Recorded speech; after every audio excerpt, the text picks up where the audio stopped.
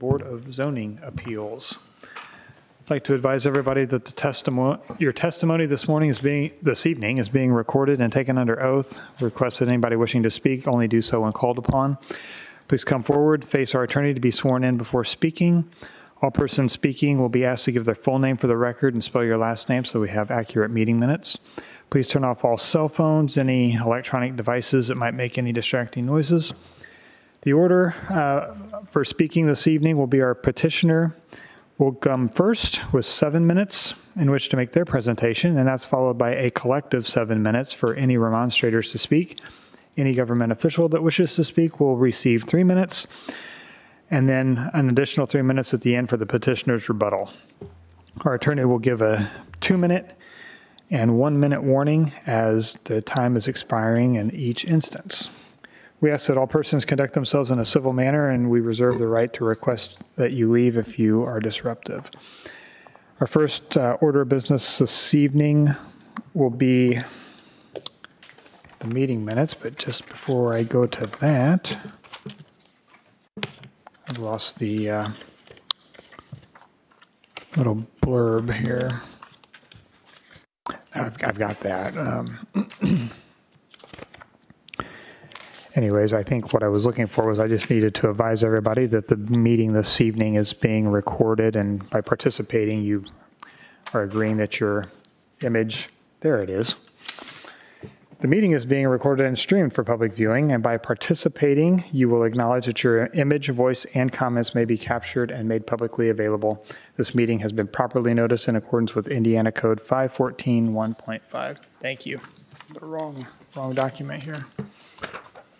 So with that, we have our first order of business is the adoption of last month's meeting minutes, and they were submitted just today. So if you didn't get a chance to read them and check them, we can vote to table that until next month. I did have a minute to look at them, so I'm good. But if I will abstain from it. But can you just give me some context on TCM and Dickson from last? Were they continued by vote or just continued by? From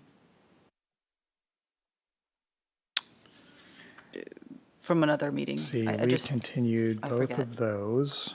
That was just this. Yeah, I was thinking that they had. It was in the minutes. Maybe I just.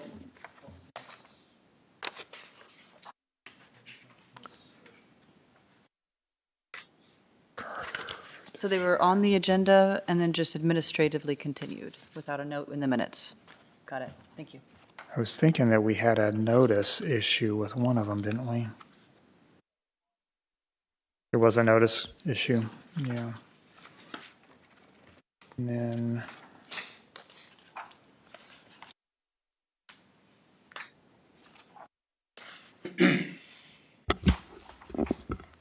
So it would be. Maybe we should postpone it. Did the minutes talk about the continuance, or? I'm not seeing that in here.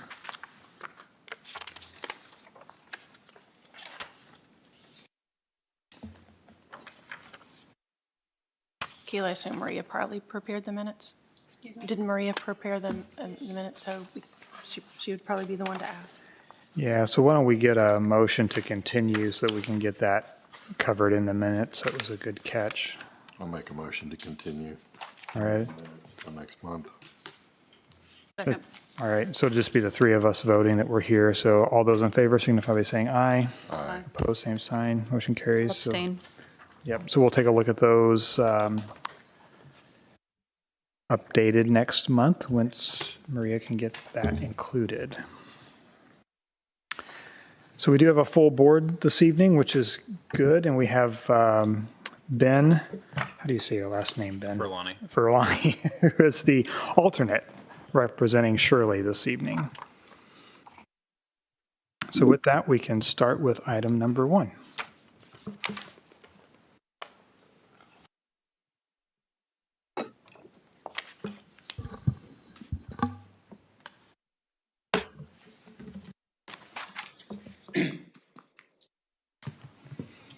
TCM Properties. Our first petition this evening was continued from last month. This is a variance request in the IL, or Industrial Light Zoning District, located at 6553 West 400 North in Buck Creek Township. It is a rear yard setback variance to reduce the requirement from 50 feet to 20 feet. The petitioner is TCM Properties, LLC, represented here this evening by David Gilman.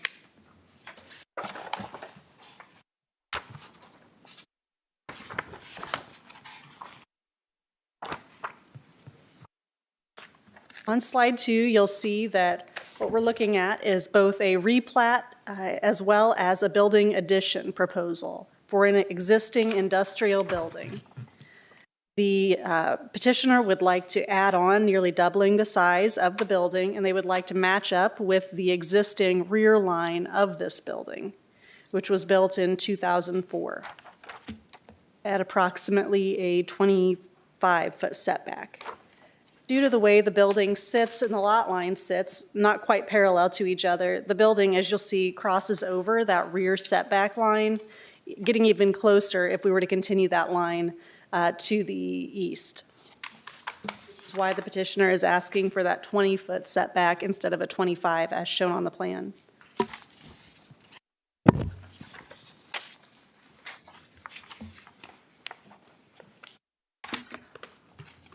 For the industrial light district, the maximum lot coverage is 75%. We're still meeting that.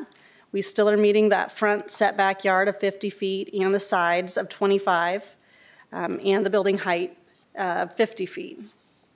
Also a Google Street View showing what this building looks like from the road.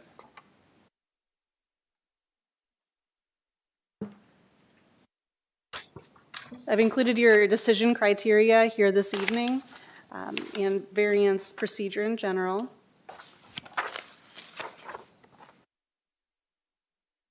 The variance is to reduce the setback from 50 feet to 20 feet is favorable or approval with two conditions. Sorry, building permits must be obtained within 12 months of this approval date, tonight's meeting.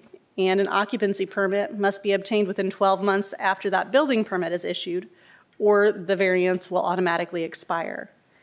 Second, the rear setback reduction only applies to the proposed building addition as presented to the Hancock County Board of Zoning Appeals this evening. The petitioner has already been notified that a replat prior to the issuance of a building permit is required. So this 2 lots currently will be combined into 1 lot prior to this building permit being issued. And I know that's been through tech already, so it might even be recorded already, the replat. But just wanted to give you a heads up on what that status is as well. And that's it. I'll turn it over to David Gilman unless any of you have questions for me. I do have a question. Was the 25-foot setback, was that prior to, or has it changed at some point since the building was built? That's a really good question. It looks like there was a rear addition to this building. Let's go. So we looked back at this, and I guess this is the best picture. You can see that roof line on the south side of the building. Yeah. There was an addition at some point to this building. It was permitted. I can find no records as to what the situation was at that time about that rear setback. So I'm really not sure what the situation was at that time. Okay. I had a similar question because it looks like if it was 25, it looks like it was the existing building is even in violation of the setback.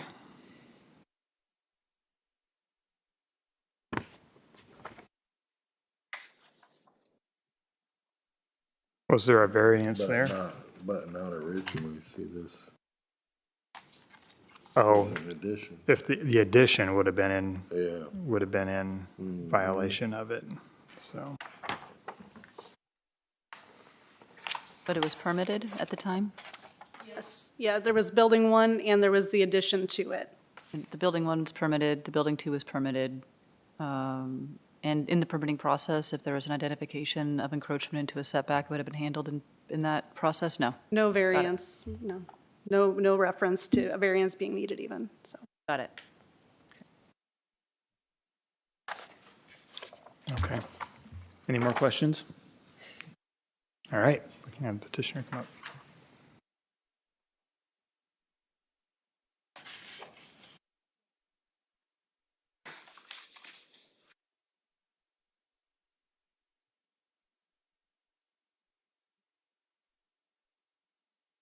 Do you swear or affirm under the penalty of perjury that the testimony you're about to give is the truth, the whole truth, and nothing but the truth? I do. Please state your name, spell your last name. Thank you. For the record, my name is David Gilman. My last name is spelled Gilman. My office address is 211 South River Avenue, Suite H, Indianapolis 46219. I represent the petition at the property. Its address is 6553 West County Road 400 North. As mentioned by the staff, this request is for the approval of a variance to allow the expansion of the existing building along the same rear yard setback that's been in place since 2004. The property is owned, the business is actually NMW Inc. They do, for people that are in the concrete business, they supply concrete accessories for the synthetic forms that you may use, sealers, tools, tapes, and liners for swimming pools and things like that. And the existing building was developed prior to, and this is including the addition, prior to the ordinance update that increased the rear yard setback from 20 feet to 50 feet. At the time of construction, the building fully complied with the standards that were then in effect. The business owners have always anticipated a future expansion as part of their long-term operational plan. The current growth and demand for their products now requires that expansion. The proposal is to expand 11,400 square feet, which is primarily due to increase their storage of their materials and their products. One of the things that I discussed with Maria during this process was about the expansion, and no variances were required, permits were issued. And again, we all agreed that it was either done in compliance with the ordinance because the permit at that time would not have been issued because it would have it wouldn't have just kind of violated the setback, it would have been grossly over the setback. And so she and I could not find any evidence where there were anything that was done that needed a variance that wasn't granted. So our understanding is those permits were all granted in good faith for the existing building in that expansion area. One of the things that we talked about at our staff meeting is to sort of help mitigate the request for the variance to allow the expansion is that we would bring the entire site in compliance with the landscape standards.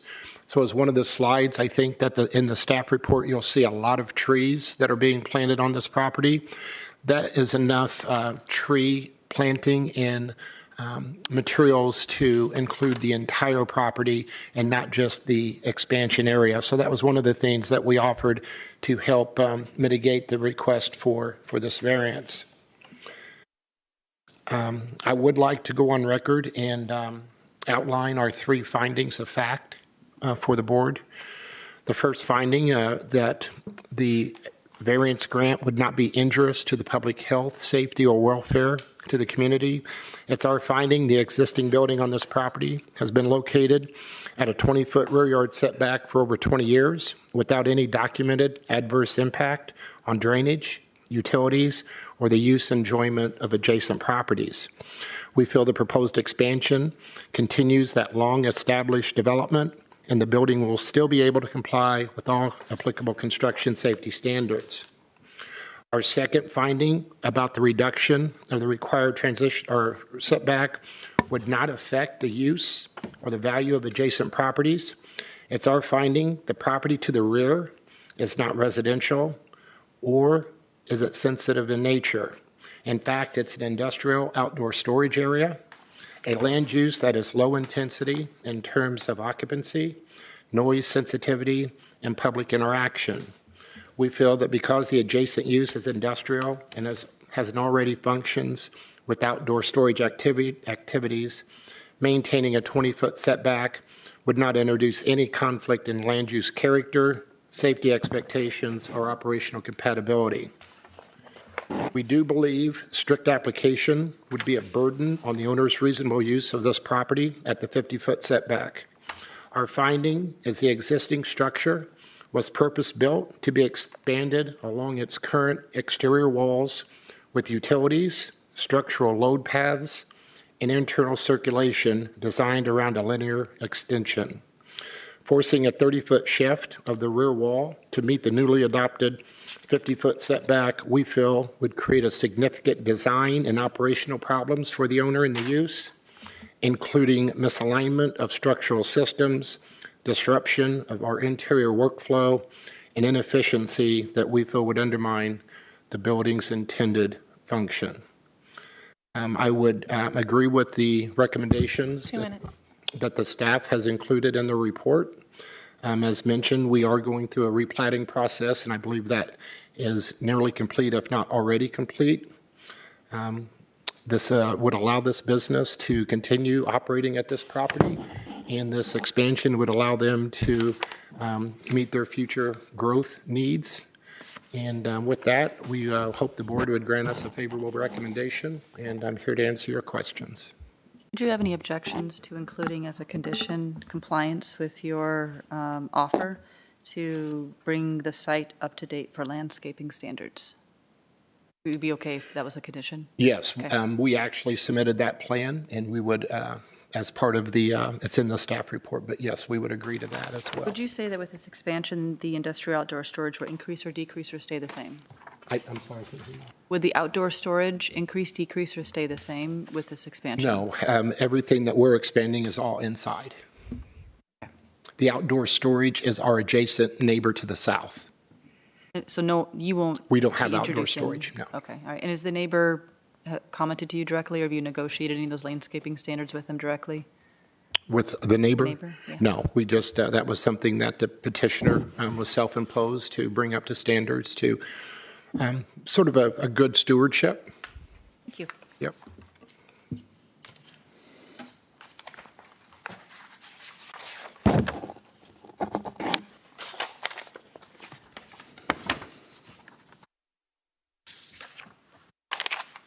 So, make sure I'm up to speed. So when the building was built, we had 20-foot side and 20-foot rear, and that building complied.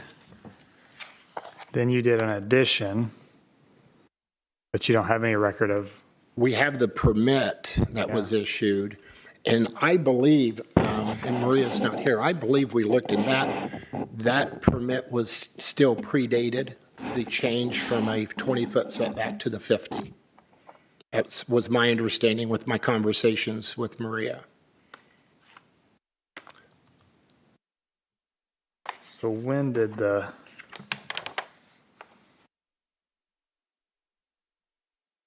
so it was 20, then we had an ordinance change, and then the side yard setback became 25, and the rear setback became 50. But there's some confusion because these drawings were showing 25 for the rear. So somewhere we went from 20 to 25 to 50. Is that, do you know where that came from, Kayla? Are you directing that to? Yeah, to Keegan. I'm sorry. Not offhand, Mike. I'd have to look back at our zoning history for those lot standards. But we're confident that we're looking at a variance from 50 to 20 for the rear. Yes, currently, and with any additions that occur today, the rear setback is 50 feet in this zoning district. Okay.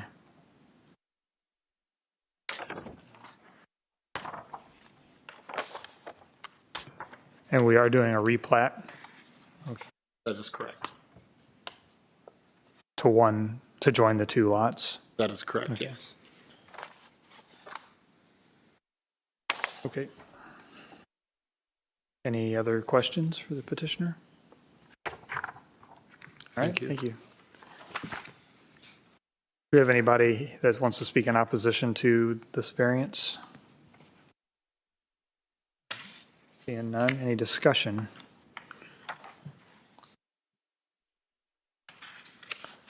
Got some staff conditions, and then we've discussed here a condition. I can make a motion. Yes, the condition for the landscaping we discussed, and then we could make the replat a condition, even though it sounds like that's in process, so. Yeah. Should this be granted, all staff conditions would attach, and there would be a third condition that the site will be brought up to landscape standards as reviewed and approved by the planning director or her office, and that a fourth condition that the replat as presented will be completed. All right, it's been moved and seconded that should this variance be approved this evening, it be subject to staff conditions 1 and 2, and then condition 3 as stated regarding landscaping, and 4 as stated for the replat. All those in favor signify by saying aye. Can I clarify number 4? Sorry. Was it a replat will be presented? Is that Replat will be completed as presented. completed as presented? Okay, thank you. Yep. All right, all those in favor signify by saying aye. Aye. Aye. Opposed, same sign. Motion carries. And with that, you can fill out your ballots.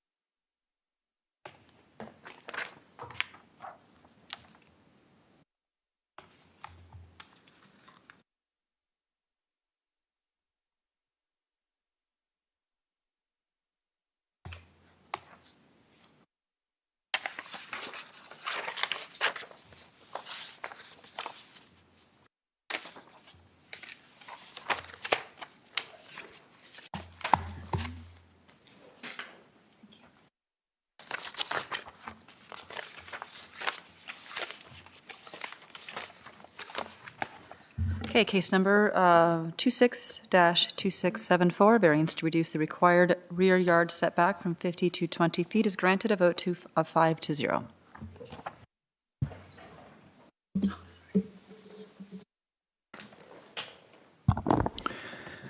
Okay, we're on to hearing item number 2. Is it Jesse Dickson? Special exception and 2 variances.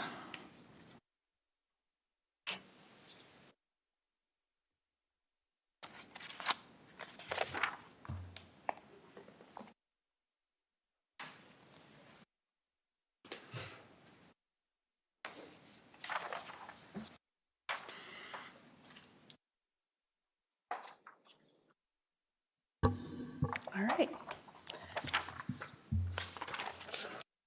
Petitioner Jesse Dickson is requesting a special exception for a home occupation with 2 variances from the home occupation standards.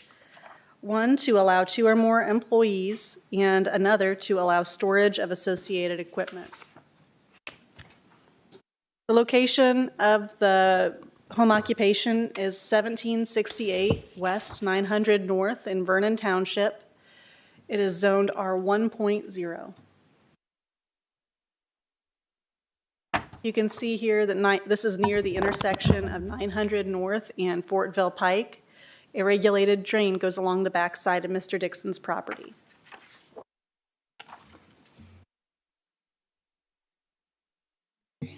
I've included for you tonight a printout of the home occupation standards as well, directly from our ordinance, so you can read through that two-page segment of our ordinance and see what all it says.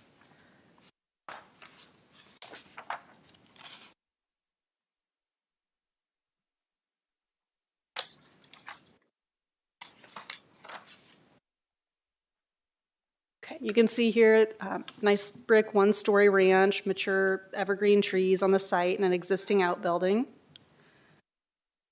Two of those home occupation standards that Mr. Dickson is requesting a variance from.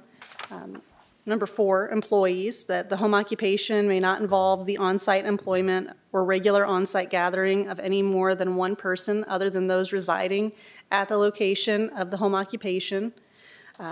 Mr. Dickson's tree trimming business, I believe, involves a 4-person crew, if I'm remembering correctly, 3 or 4.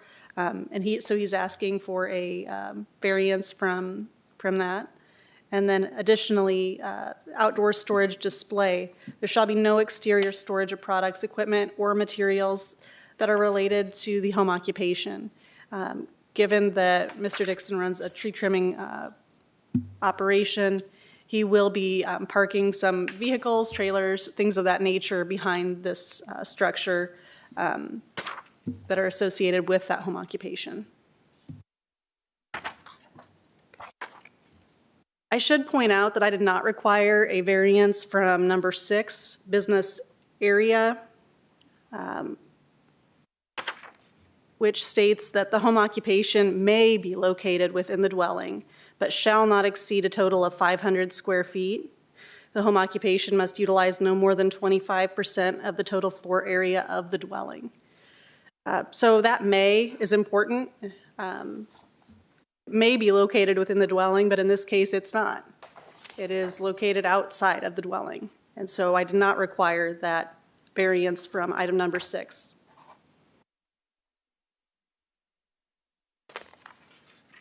Special exception is indeed, home occupation is a special exception in R 1.0. Here's some of the items that are outside of Mr. Dickson's property right now.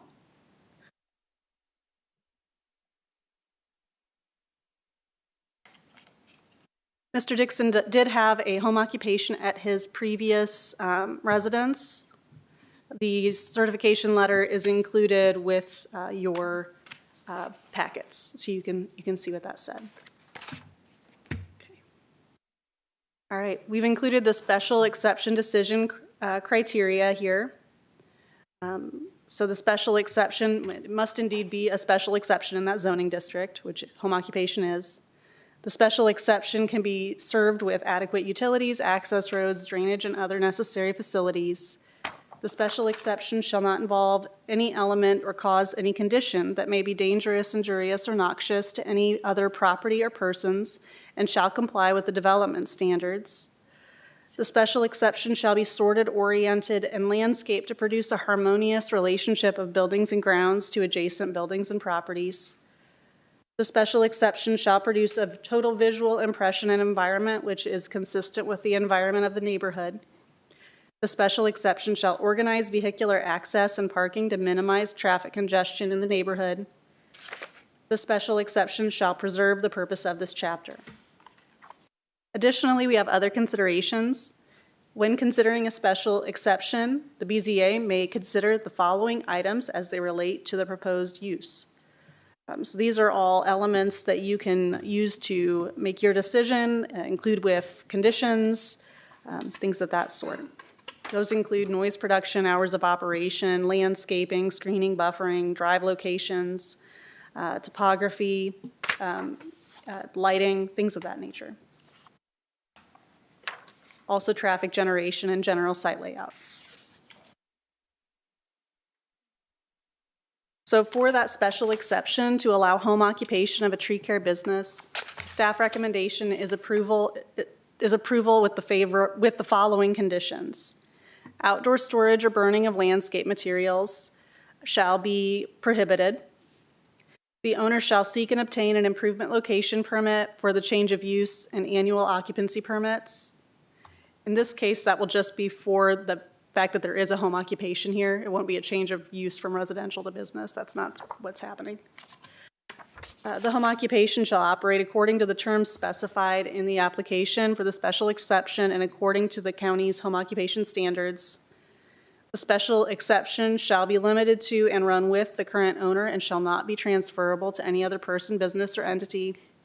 And the BZA reserves the right to revoke the special exception at a public hearing if the land use demonstrates to constitute a public nuisance.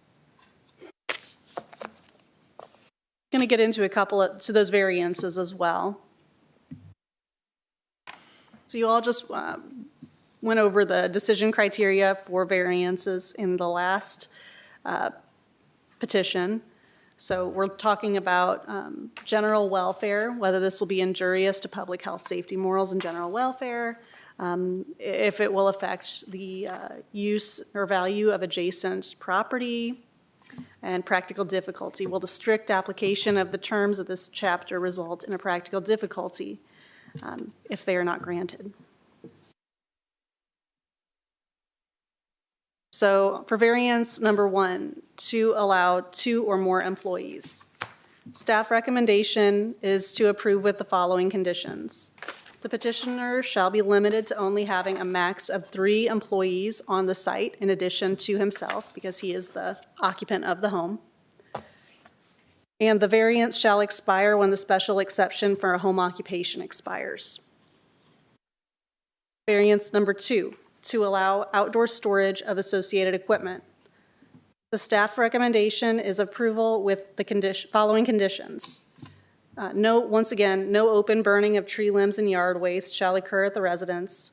The petitioner shall install an evergreen tree screen along the area of the site visible from Fortville Pike, which in looking back at Mr. Dickson's application, he did commit to a 300-foot row of arborvitaes along that east side of the property. The landscape plan shall be subject to review and approval by me, planning director. All storage and parking shall occur behind the house facade, so the primary use still definitely remains residential. There shall not be any storage within 75 feet of that regulated drain. And the variance shall expire when the special exception for home occupation expires. That's all I've got. Mr. Dickson is here this evening to answer any questions and give a presentation if you don't have any for me. Have been any violations of the current special exception noticed? This was brought to our attention by I think the Fortville town manager because of the limbs being really close to the ditch.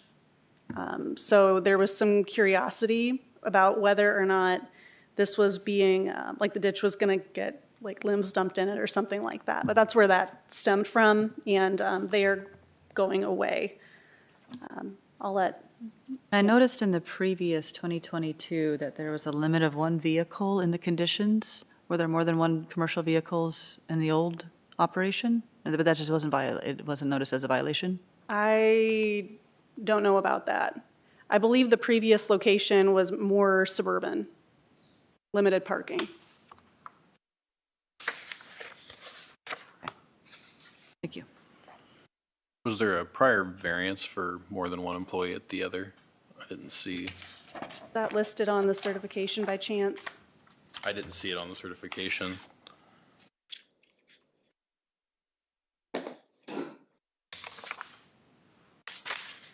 I might not be the best person to answer those questions. I could turn it over to the petitioner. Okay, thank you. Any more questions? Nope. All right, we'll have them up.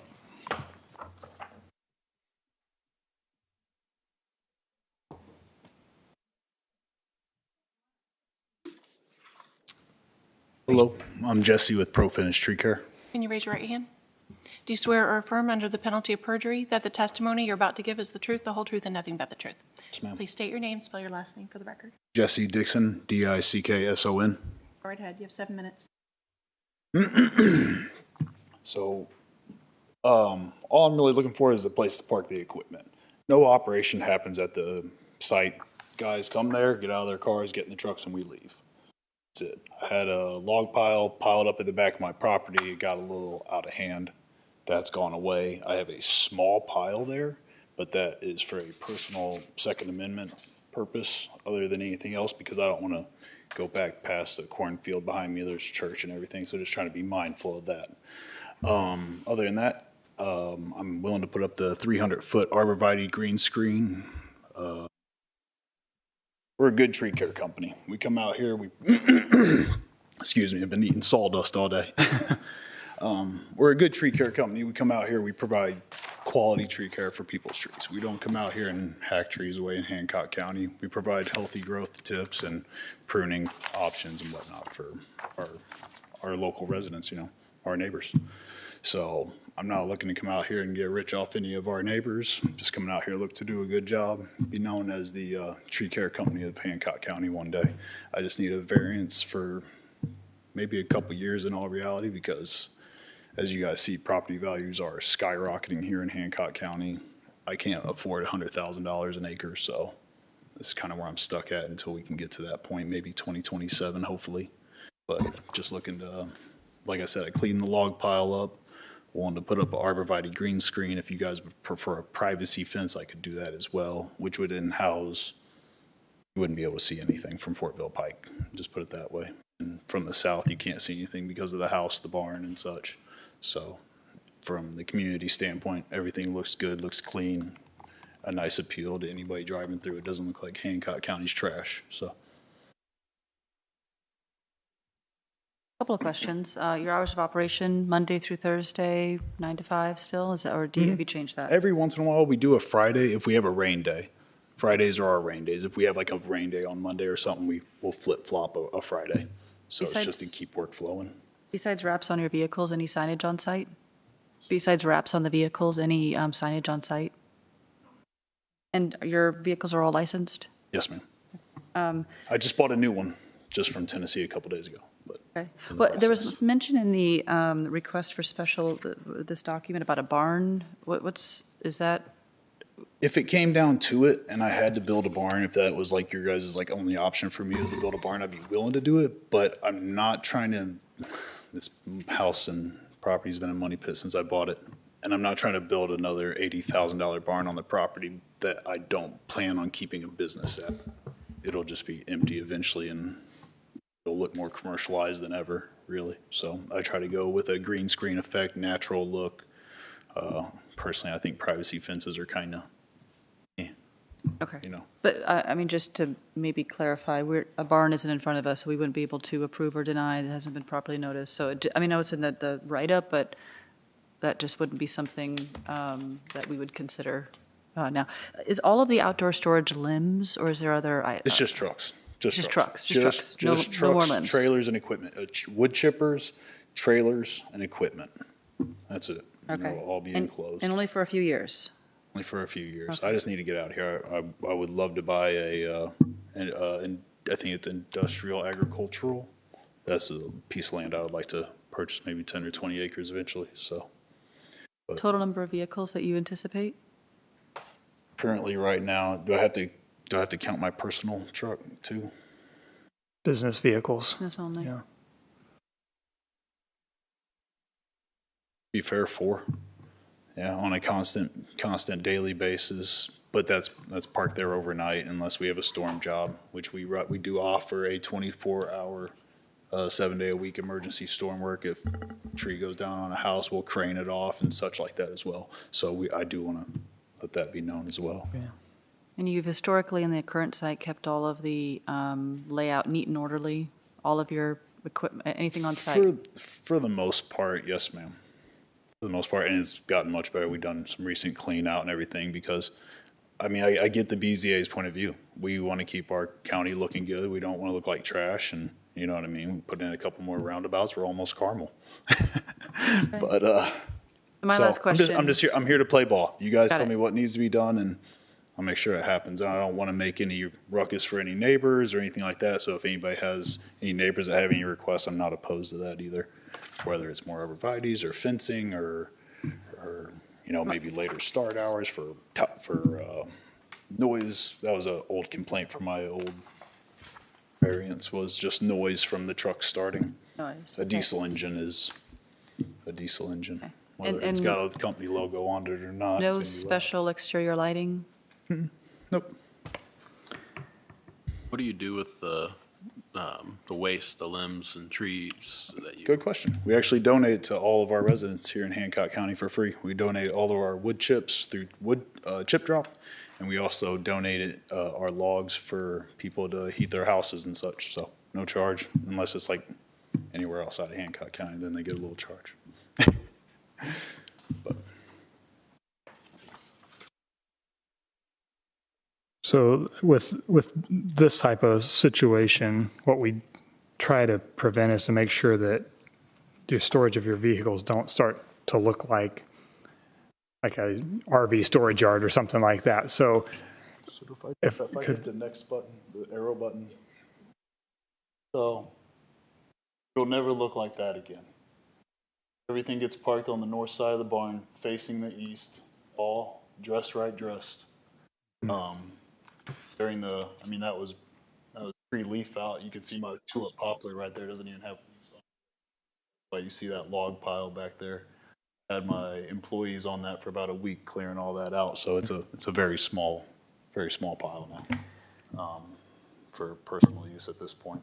And will the vehicles be stored on gravel lot? Like Yes, yes. You got, So, yeah, I can't zoom in, but that's all gravel. They're all parked on gravel. There's nothing on grass or anything like that. It's all on gravel parking. okay, so on the variance number 2 for the outdoor storage is probably one of the more important pieces here. Is item number 3 was all storage and parking shall occur behind the house facade. Would you be okay with a change of behind the barn facade Sure. Yeah. and on gravel? Yes, sir. Okay.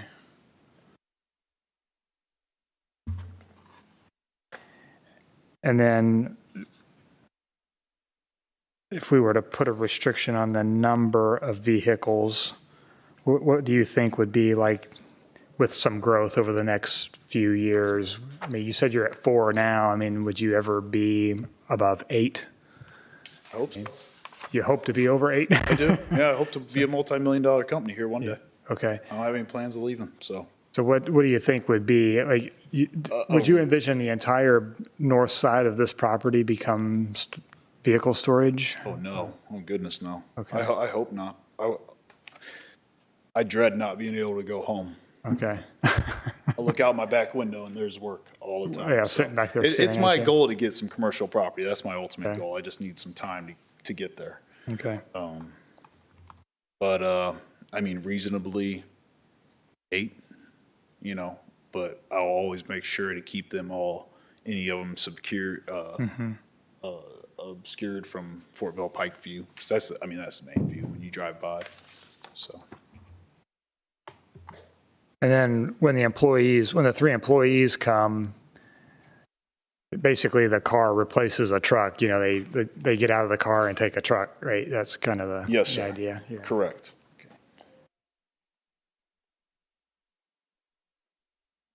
Okay. Any more questions?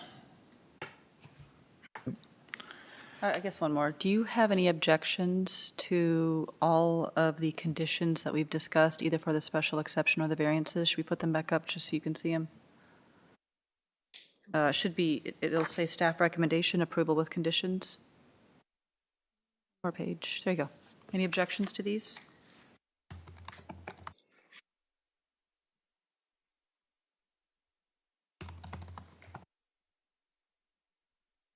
Number 3 was the one that we were discussing that we would change to have everything behind the the barn. I think that's number Number 3. three on this, or was that number 3 on the variance?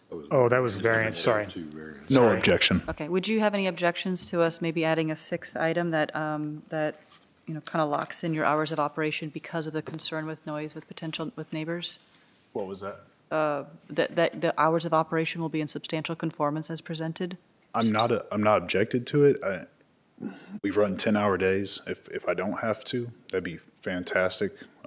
It's not, the trucks are parked against between the building and a farm field, and where we pull out, we pass one house. We're out on the Fortville Pike where semis pass by every day, all day long.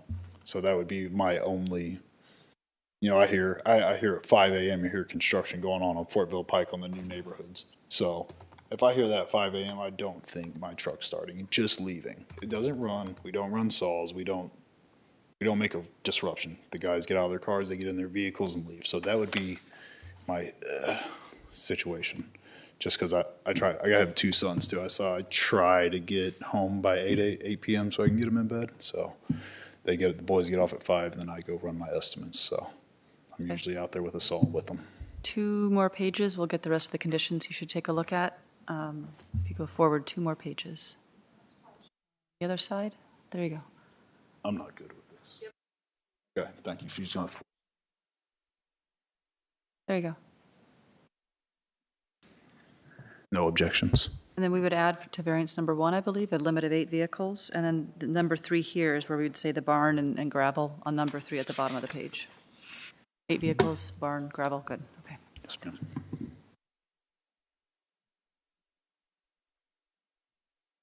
Where were you adding the vehicles? We can. That'd be in variance 2, right? In variance number 2, that's just fine. Yeah, and I was thinking that we would just enhance that number 3 to be occur behind the barn facade on gravel and a maximum of 8 licensed vehicles, 10. Yeah, I think we could bump it to 10 just to make sure he can got it. grow a little bit and have a trailer here and there. Thank you. 10 would be, Plenty. Yeah. Plenty. If I have, I'll probably be in here asking for a rezone at that point. right. That's what I was thinking. I was like, I'm pretty sure that's Reasonable. my neighbor's Yeah. objective anyway. He bought a piece of property and he owns quite a few pieces around Hancock Yeah, County. and So I'm just waiting for him to knock on my door one day. Yeah, the hours of operation thing, that is kind of a typical home occupation thing that we talk about, but your situation's a little different because you've got the 24-hour service, so it would be a little tough. It's very rare. Storms, tornadoes, everybody's up, sirens are going off, Yeah. power's out anyway. So it's that kind of situation where we operate like that. And it would be, worst case, it's all of your vehicles drive out of your driveway kind of all at the same time and then Yes. back in, so, yeah, okay. Very minimal. Okay, any more questions? I have one question. All right. So if we're going to be able to bump the vehicles to 8 to 10, I know you guys are giving me some, I don't want to take a mile, but would it be feasible to bump the employees up at that point in time too? If I'm going to be able to get 8 to 10 registered vehicles at that point. I don't want 8 to 10 employee cars there, but reasonably speaking, to grow, I would need that as well. And it changes nothing but getting out of the vehicles and heading out. Just more employees for crews, that's all. How many employees would you think you'd need? I currently have 4 full-time employees, if I'm just being transparent with you guys. I'm not gonna lie to you. So it's just how I have to operate right now. One guy's a part-time, he'll be gone and back to college and college time in You the had fall. 10 vehicles, how many employees would you need? 6, 8? Less than the number of vehicles? Okay. Thank you. I'm just double checking if we didn't advertise the variance to be the advertisement was for 2 more employees, so 2 or more? it was for 2 more. So the More. standard would be 1, so 2 additional. Do we have an issue with our notice in that? Is that something we can alter? Is it two, it says two or more on my variance, but we should confirm. The agenda, and the agenda says variance for 2 more. My Sure. vote says two or more. What did we notice? 2 or more. Well, if it's 2 or more, then I think you're good, because we don't have a condition, right? Do we?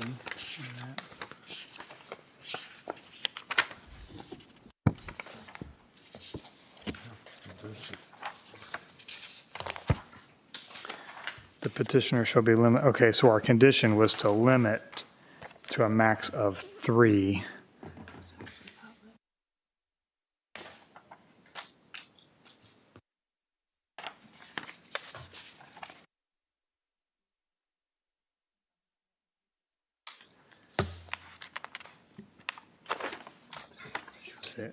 Is the notice in here?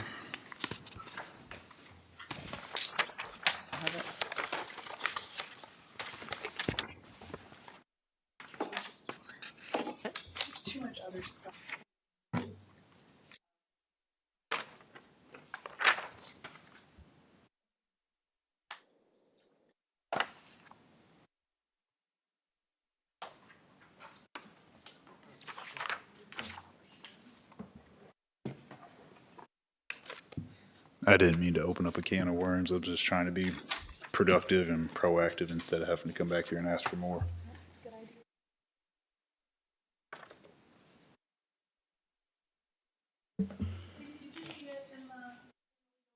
In the public notice?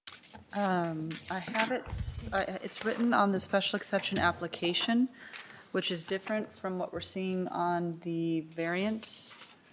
I think what we have to go with is what was legally noticed. What was in the paper, yeah.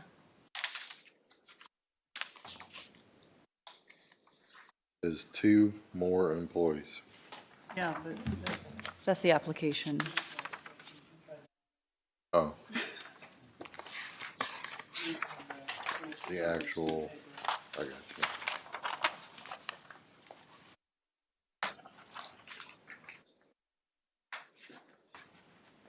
Was that in your file, what hit the newspaper?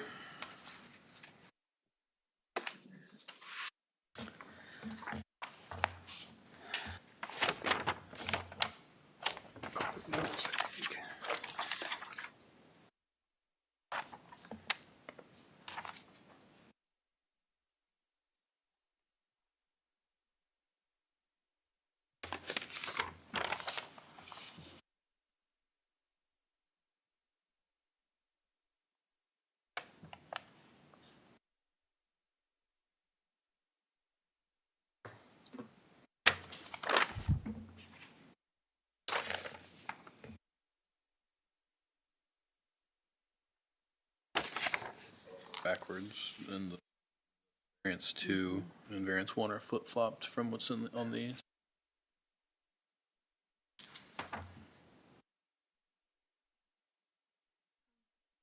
I don't think this newspaper notice is correct at all. I think they copied instructions and that doesn't at all explain. So I'm not sure. It's like the instructions of how you fill out.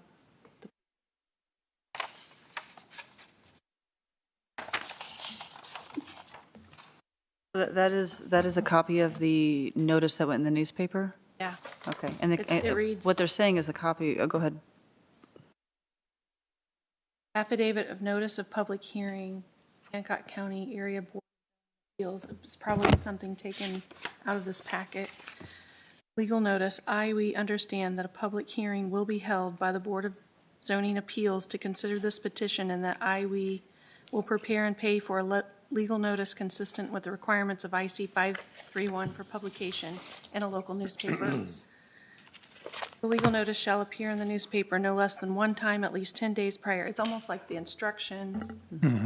So they took something out of this packet and published it. It was like instructions to the petitioner of how to do Yeah. the public notice. That's what I found Was online here. It's The last time or this time? Because I think we had a continuation from, or continuance from the last time, too? This one says May 16th.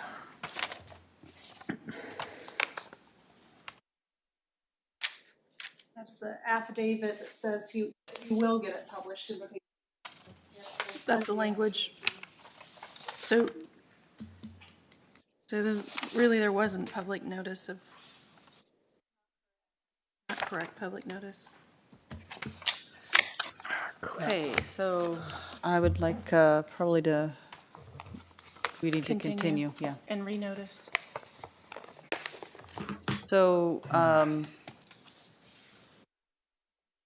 so do we want to explain my, Yeah, I'd be making a motion to continue because the notice was not sufficient and needs to say specific things about the employees, everything. So I would suggest maybe you working with Kayla's team, the planning director, and getting approval for what you will publish in the notice ahead of time. And so she'll sign off on it to make sure that as we do notice, we're talking about whatever your request is for employees. Yes, ma'am. Okay, Yeah, so, that gives you an opportunity to update everything to get take you to the 10 trucks, the 8 employees or whatever, and we'll update the notice correctly. And then unfortunately, it's just going to take time to get that all, and then we'll just hear it all again next month and hopefully do it. Yeah, I'm sorry about that. It needs to go the right way. I mean, Yeah, I'm but at glad, I least we guess I'm fleshed glad it I out. said something. I mean, Yeah. I'm kind of glad. Yeah, Everybody's got dinner plans. So. yeah. So normally what happens is in your packet, the notice of public hearing language that was handwritten in blue, that language goes in here, but you need to talk to the planning department because it currently reads the handwritten writings. Even if you were to have published this, we were questioning whether that was right. It says 2 more employees. It doesn't say 2 or more. So I think we just need to get that verbiage right. Adjustments and Yeah, Yeah. work with the planning department to get the, Yeah, just put your number of employees in there and your number of vehicles, and then sir. should go fast next month, since we've already talked about it, hopefully. motion to continue to the June meeting. It's been moved and seconded to continue this item to next month's meeting due to the notice confusion. All those in favor signify by saying aye. Aye. Opposed, same sign. Motion carries. All right, thank you. See you next month. Thank Sorry you, for the guys. confusion. Ladies and gentlemen. So, no, we won't do anything. So just put your ballot, leave your ballot in the folder there.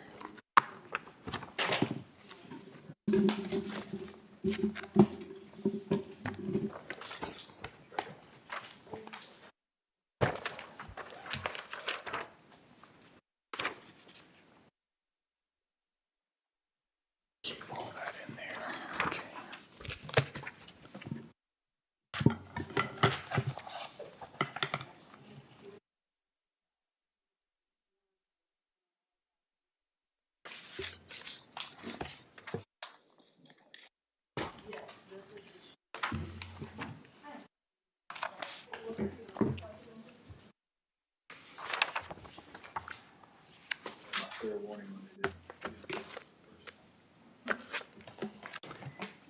what did you actually send out in the certified mail?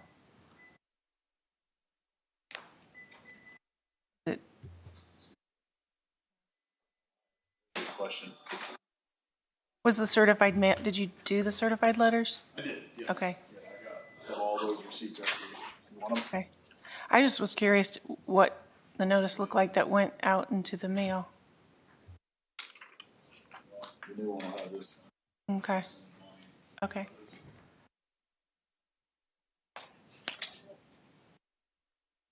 Resend to the neighbors as well.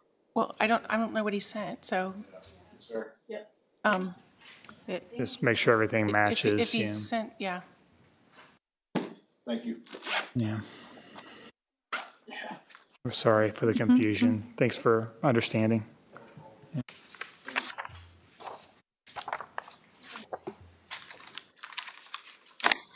Okay, it'll move us to hearing item number 3, Mr. Tutrow, special exception in Center Township.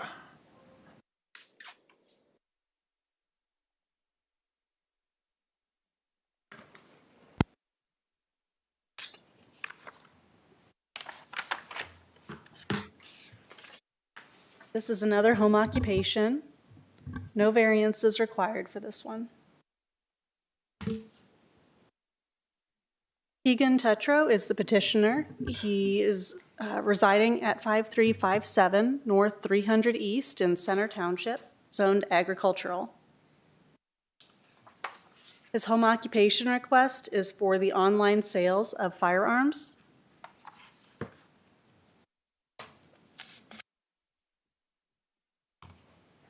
All right. So this is a use that comes to us because ATF actually reaches out, much like ATF and also the state, one of the state administrations reaches out about car sales. These are two things that come out and require a zoning signature to make sure you're in an area that's zoned correctly for these activities. Otherwise, in this case, we would not know this was going on here. So that is why Mr. Tutrow has come to us this evening. We also do not have a cutout in our home occupation standards for online businesses. In many different communities, they'll have a cutout for businesses that don't have any face-to-face sales or people coming to the home, things that occur 100% online or over the phone will be exempt from home occupation standards. But our home occupation standards do not have that. So even the kind of activities that are online sales or single person kind of businesses that don't have people coming to the residence require home occupations, special exception. This is another reason that I gave you the home occupation standards this evening. So because Mr. Tutrow's property is zoned agricultural and he is not in the single family residential zoning district, basically everything except A in the home occupation standards does not apply to him.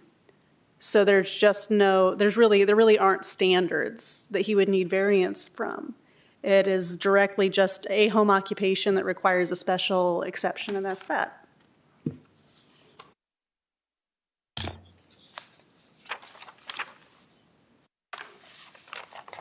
All right, he's included a letter of intent, which I won't steal his thunder, so I'll let him come up here and explain his business to you.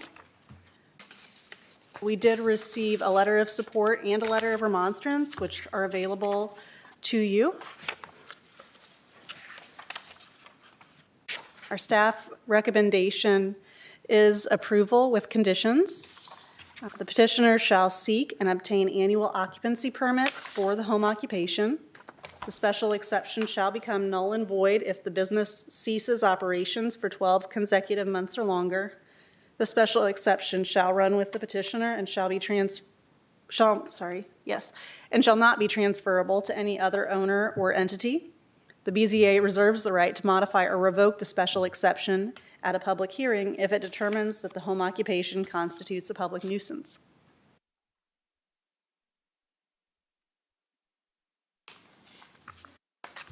Any questions for me?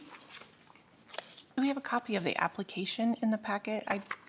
My packet doesn't have it. You guys have it? No, we don't have the application. Would have the legal description and the notice.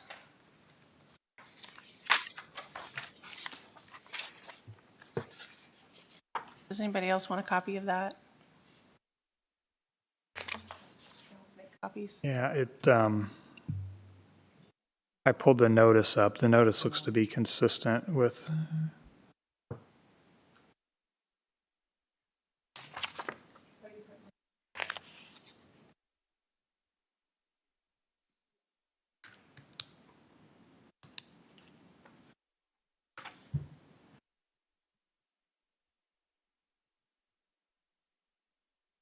I think my only question procedurally is that maybe last year or the year before, we had a similar application for zoning. Are these the similar conditions that we put in place for that? Which one was that? Oh, boy. We had one Old that, notebook. yeah, the one was,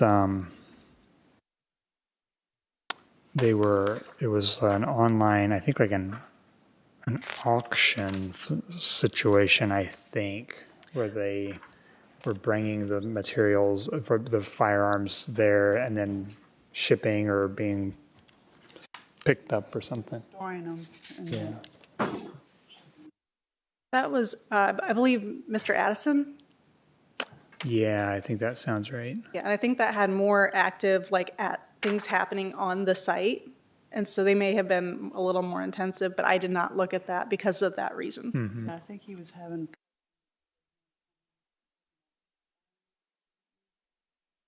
I remember something he would say it would only be like one vehicle. Yeah, they were very specific times because it was like after an auction or something happened. So it was controlled traffic. Thank you.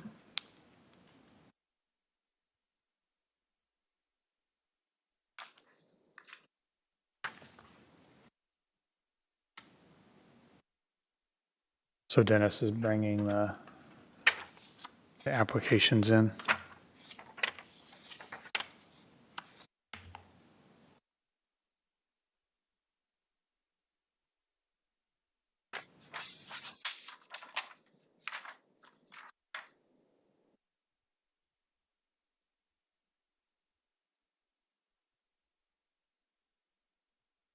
That one had.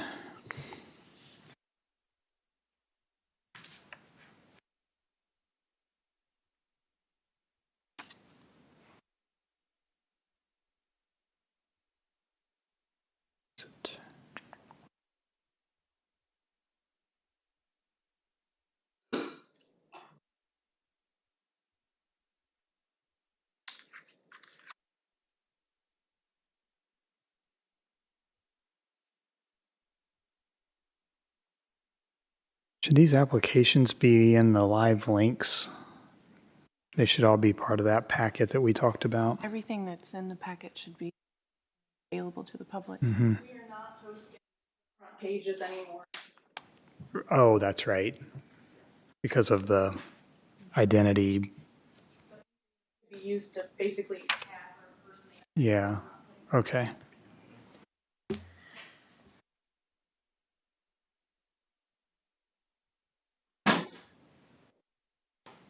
Here he is.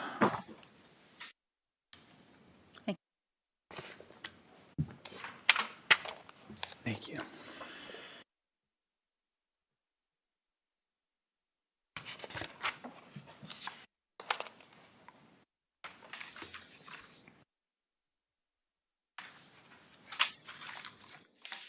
Online sales.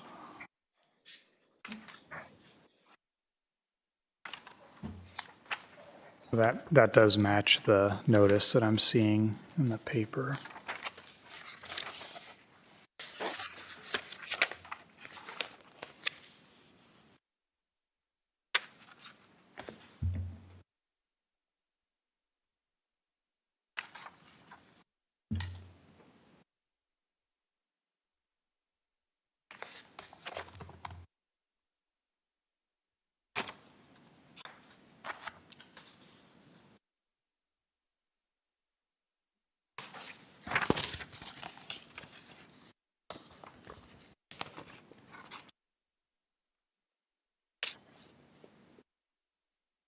Okay.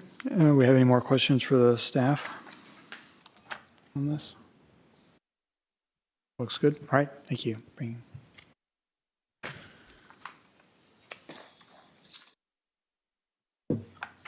there. Do you swear or affirm under the penalty of perjury that the testimony you're about to give is the truth, the whole truth, and nothing but the truth? I do. Please state your name, spell your last name.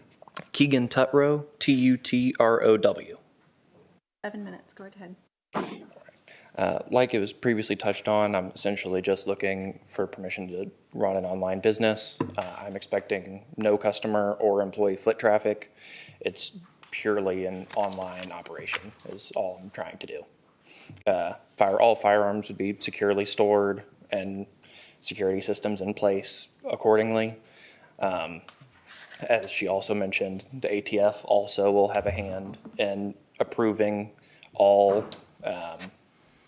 operational things. So storage and monitoring. So yeah, that's the plan. I think the other one you were thinking of, Lacey, there was another one just like this. It was out near, it was east of New Palestine on 52, I think. It was, I think, almost the exact same thing. So I'm not super familiar with the way that this all happens, but you can buy them and sell them, and then you're licensed to then receive them, ship them. That's how that kind of works, right? Yeah, so I can explain that too if Okay. it helps.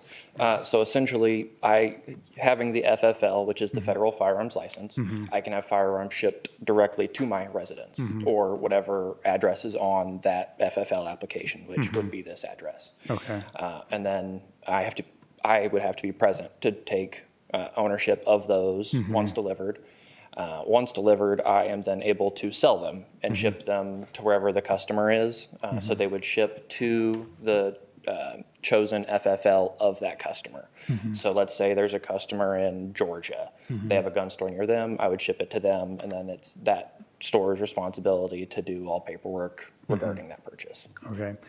So essentially, you have to physically receive these packages. They don't just get left at your doorstep or whatever. Correct. You have to sign for them. Okay. All right.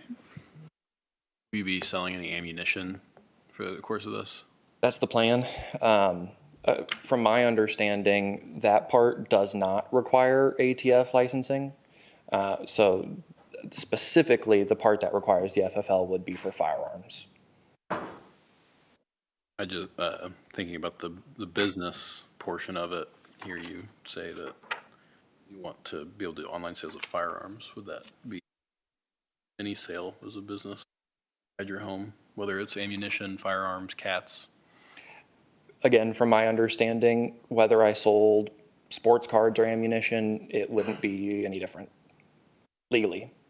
I think maybe what you're getting at, Ben, is Or the that. special Yes, exception the special itself. exception says firearms, and we're expanding it to ammunition as well now? I believe if that needs to be in there, then yes. We have to look at how was it noticed? It just says firearms. Yeah. Unless we And assume it's included. Well, when you think about the sale of firearms, it's, it's wholesale firearms, there's ammunition, there's components to firearms, which all can be sold various different ways, require different permits, different things like that. So that would be my general concern is, if you're selling wholesale firearms, that's regulated and all through that, and that would be covered. But it just the amount of things you could be selling that is not just generally covered under that for the special exception would be my general concern. I guess another question I would have too, if ammunition, probably going to sell more ammunition than you are firearms, right? Because Very likely. So that's increased activity over a firearm. yeah, from what I'm remembering of previous cases like this, the ammunition seemed like a bigger deal than the actual firearm because, that from the public safety perspective. So the fire department needs to know that your house could have excessive amounts of ammunition in there and that it's properly stored and all that stuff. So that if there's a fire, they know what they're showing up to. So that I think that would need to probably be a separate thing, or at least recorded separately maybe. So I think what we're looking at here this evening would be simply the firearms. And if you want to expand, I think we should probably amend this later or do another one, or I don't know what the process would be. It would be amend it. Well, Sure. I mean, I would say the notice would, if he wants to do both, the notice wasn't correct to include that. So he could either continue renotice, come back, or do the firearms and then Yeah, and then do one for this.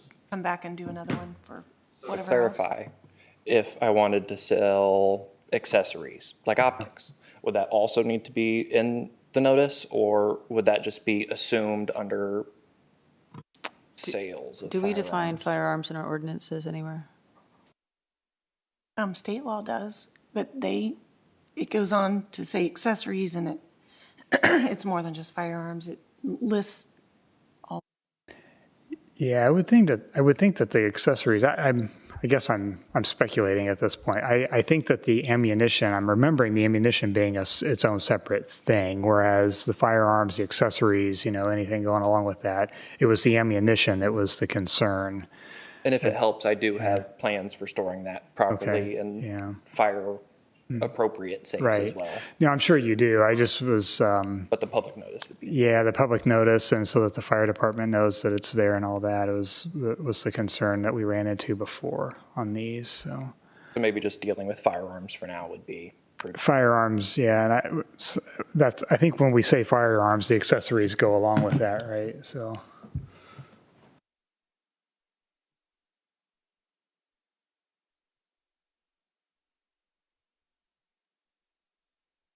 yeah, that definition, federal law definition doesn't talk about the accessories, I guess.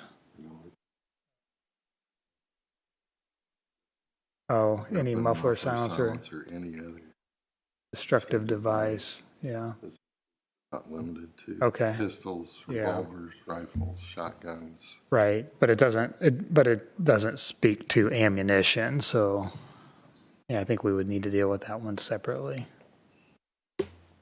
Anything else you're planning to expand the business into? No, ma'am. Firearms, accessories? The maximum would be firearms, accessories, and ammo. But Okay. I could always And you have a revisit the history of operating this in other locations? What's the, I'm sorry, can you say that again? you have a history of operating this in other locations? Like No, you- I do not. So starting new business? Correct. All be strictly online? I mean, I just think about a local business selling ammunition, the likelihood that people are going to know you and know that you sell ammunition and become, not employees, customers seems likely. So would they purchase it online and then still go through, or would you still have foot traffic to purchase things from your home? Yeah, so specifically regarding ammunition, there is no legal problem with shipping that directly to customer. So there would still be no foot traffic at my residence. Okay. All right, any additional questions for the petitioner? Do you have any objections to the conditions outlined? You just have to put, you're all right with them? Okay.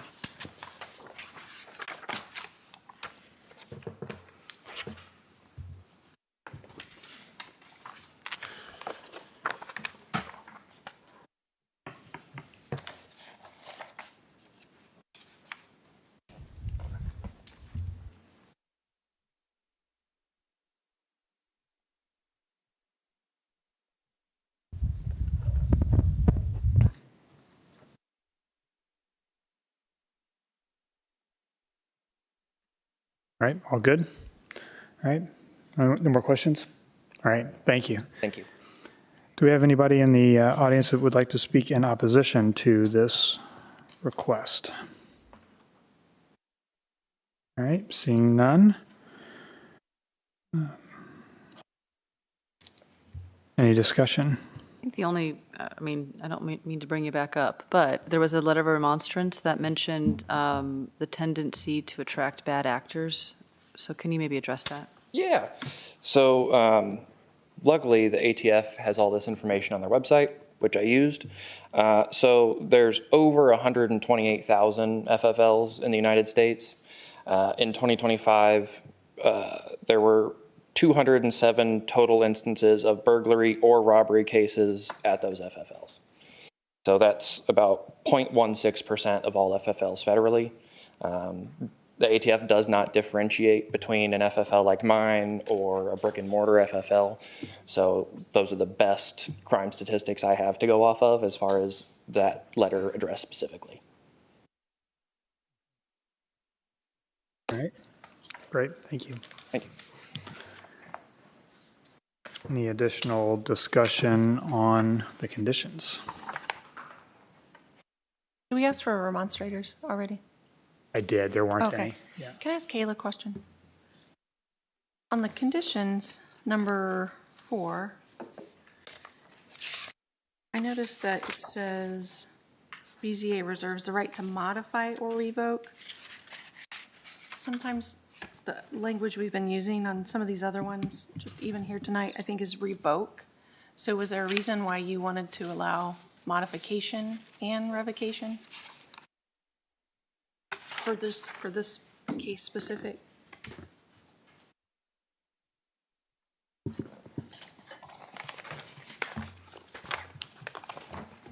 There was not.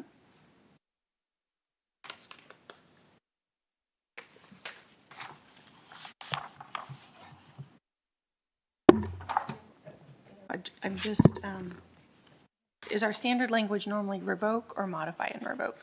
I believe it's typically revoked, but now you've got me questioning that. Say we get down the road and it's a public nuisance, In the, we kind of, this document that we've always kept in the folders here, it's Both. a couple of years old, it says the BZA reserves the right to modify or revoke. are you comfortable with that, modify and revoke? Yes.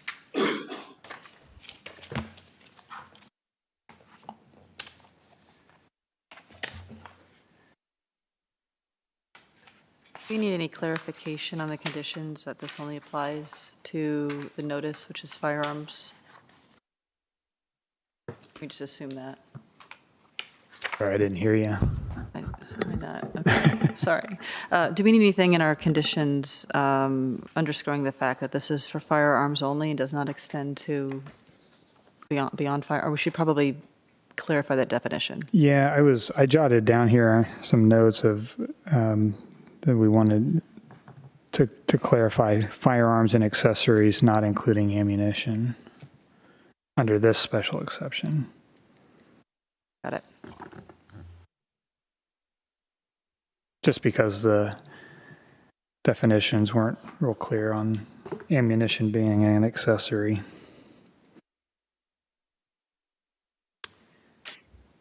One other thing that we may not have done, but for the number one, petitioner shall seek and obtain the annual occupancy permits for the home occupation and shall resubmit an active FFL license with that. I think we've considered that for other federal or other state level. That there's a active license held. We've used that under other circumstances. Yeah, I think that's a fair idea. He has it, so.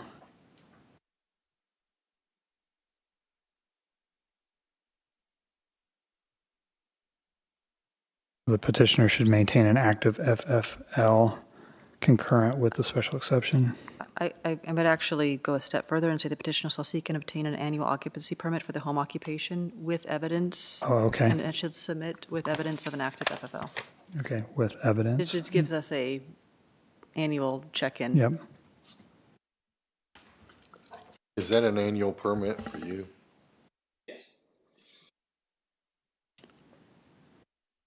Okay. All right. So we want to have a motion on conditions. We'll make a motion that should this special exception be granted, all of staff conditions will attach with a slight amendment to number one, that the petitioner shall seek and obtain annual occupancy permits for the home occupation and shall submit evidence of an active FFL with that application, and add number five, that this approval extends only to firearms and firearm accessories and does not include ammunition. On number one, did you want, shall submit evidence of an FFL? An active FFL license. Active, okay. Did you want to do that on an annual basis? Yes, yeah, with the annual occupancy permit Oh, with the application. annual, Yeah, so the same thing. So it'd be just a supplement to that application. Okay, gotcha.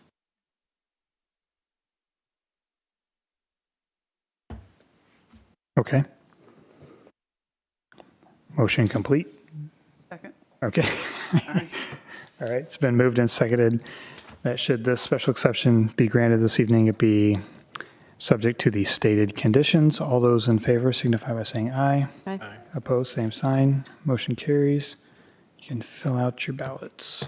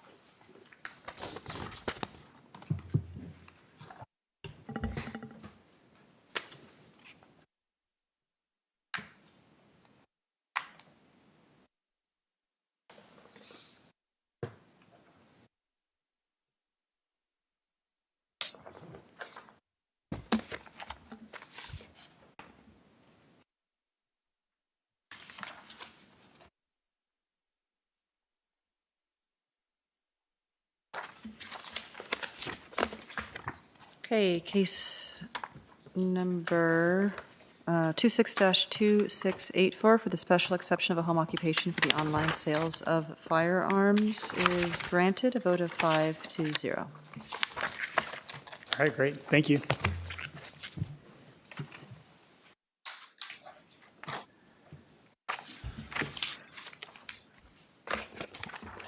Guys, all good to continue on? Item number 4?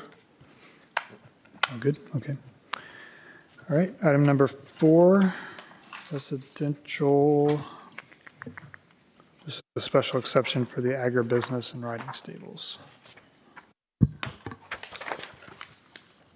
The petitioner is Heather Hall-Koenig. Her property is located, or hopefully her property is located at, I don't have the address on here. 5400. Thank you, North 700 West. It is currently 2 vacant parcels that total 10 acres. You'll see it is the subdivision shown to the north in this aerial image is the current edge of the town of McCordsville. They've also annexed property across 700 West. So this is in the town of McCordsville's future growth area. Ms. Koenig has requested 2 special exceptions here this evening. First, for a type 2 agribusiness to have a dressage stable, riding stable use, and second, to also have animal stable use for her own horses.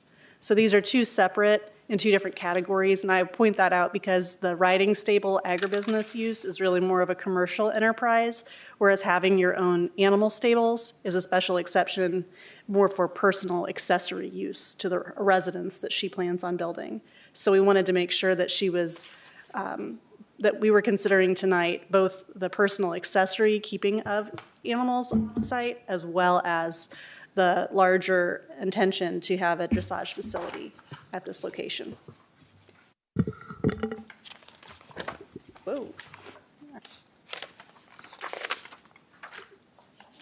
We've been provided with a plan overview showing how the site will be broken up with a house toward the front of the lot, nice buffer requirements, as well as some grass pasture areas, stables, and a few different pasture areas around a riding arena, along with some hay cultivation at the back of the property. Then this whole area is zoned R2.5. So I just point that out. Even though this area and the area to the north and south, and really all around it, have felt very agricultural up to this point.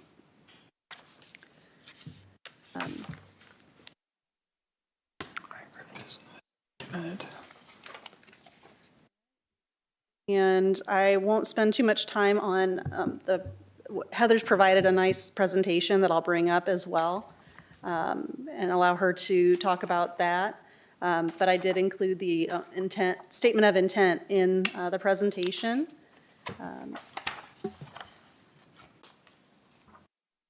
We met with and discussed this a couple times to make sure it was going to be a well thought out business operation, and I have no doubt that Heather's going to comply with whatever conditions we place on her this evening. Kind of scrolling down. I included the agribusiness requirements in your packet as well because that's an ordinance development standard section we don't use very much, but it can include this type of use. So an agribusiness type 1 is less intense than an agribusiness type 2, which includes riding stable as a use that is kind of mentioned as this is something we foresee as an agribusiness type 2. Agribusiness type 1 is intended for smaller, lower impact ag activities, and actually it says they don't require BZA approval in the first paragraph here, but in R2.5 they still require BZA special exception approval. So I just want to make that clear. Agribusiness type 2 is for larger, more intensive activities that may have greater impacts, greater crowds. They require special exception from the BZA, which can review and may limit the scope, frequency, and potential impacts of the operation. So we're notifying owners of the surrounding area, which did include a fair number of the residents in the subdivision to the north as well, I believe. So this has been, everybody's been noticed.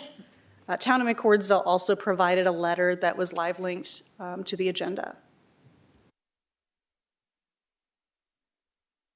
One thing I would point out is that the agribusiness standards do include buffer requirements that apply to areas within, I think it's 100 feet of residential homes that are not the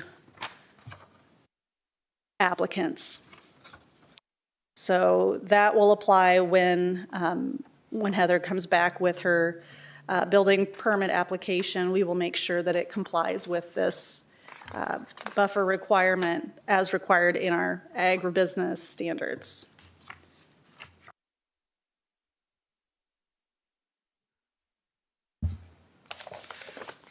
And I can go through those in more detail if you'd like, but I'll go ahead and skip to the end here.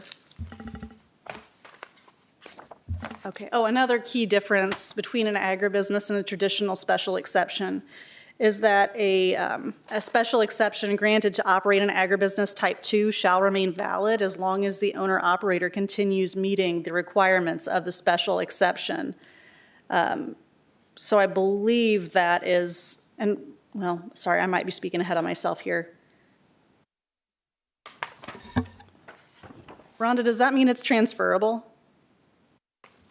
Question again. Sorry. Agribusiness type 2, is the intent of our ordinance that it's transferable so long as the owner-operator operates by the same standards? That's a question I couldn't answer. Okay, sorry. I had it in my head one way, and then I was like, wait a minute, maybe I'm reading this wrong, so I'll just let that be. So our staff recommendation this evening is approval with the following conditions. That first, the special exception shall automatically expire if the operation of the agribusiness ceases activity for 12 consecutive months or longer. Second, the BZA reserves the right to revoke the special exception at a public hearing if the activity is deemed to be a public nuisance. Third, the agribusiness shall go to the technical committee for site development review prior to the issuance of a permit.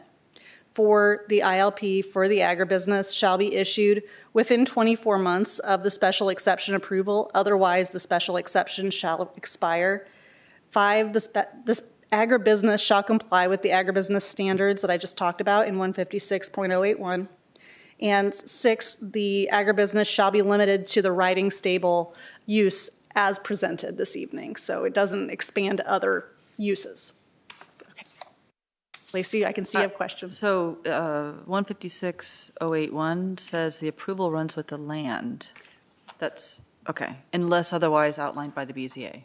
Okay, that clarifies that. I thought that's how it was being read, but I just wanted to double check that. Okay, yeah. I was confused about that too, but it makes, I guess, with the investments default, it makes sense. Okay. And I guess just to clarify in my mind, I always get a little confused with when we do like in this case, this type of agribusiness where the residence is also there. Does the agribusiness imply the home occupation rules? I mean, it's kind of a home occupation of sorts, right? But it's kind of all covered and governed by the agribusiness ordinance. Is that fair to say? We don't, I guess what I'm asking is we don't need to junk this up with a home occupation on top of all of this, right? When the residence is there. And then the number 4, the ILP, that will allow you to look at the actual construction plans with the parking and the lighting and all the things that, okay. All right, any more questions for the staff? Nope, all right. Is the petitioner here? Yes, I'll bring up her presentation. Or from the Planning Commission meeting.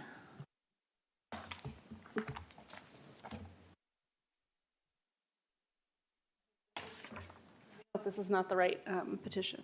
If not, they have the copy. Perfect.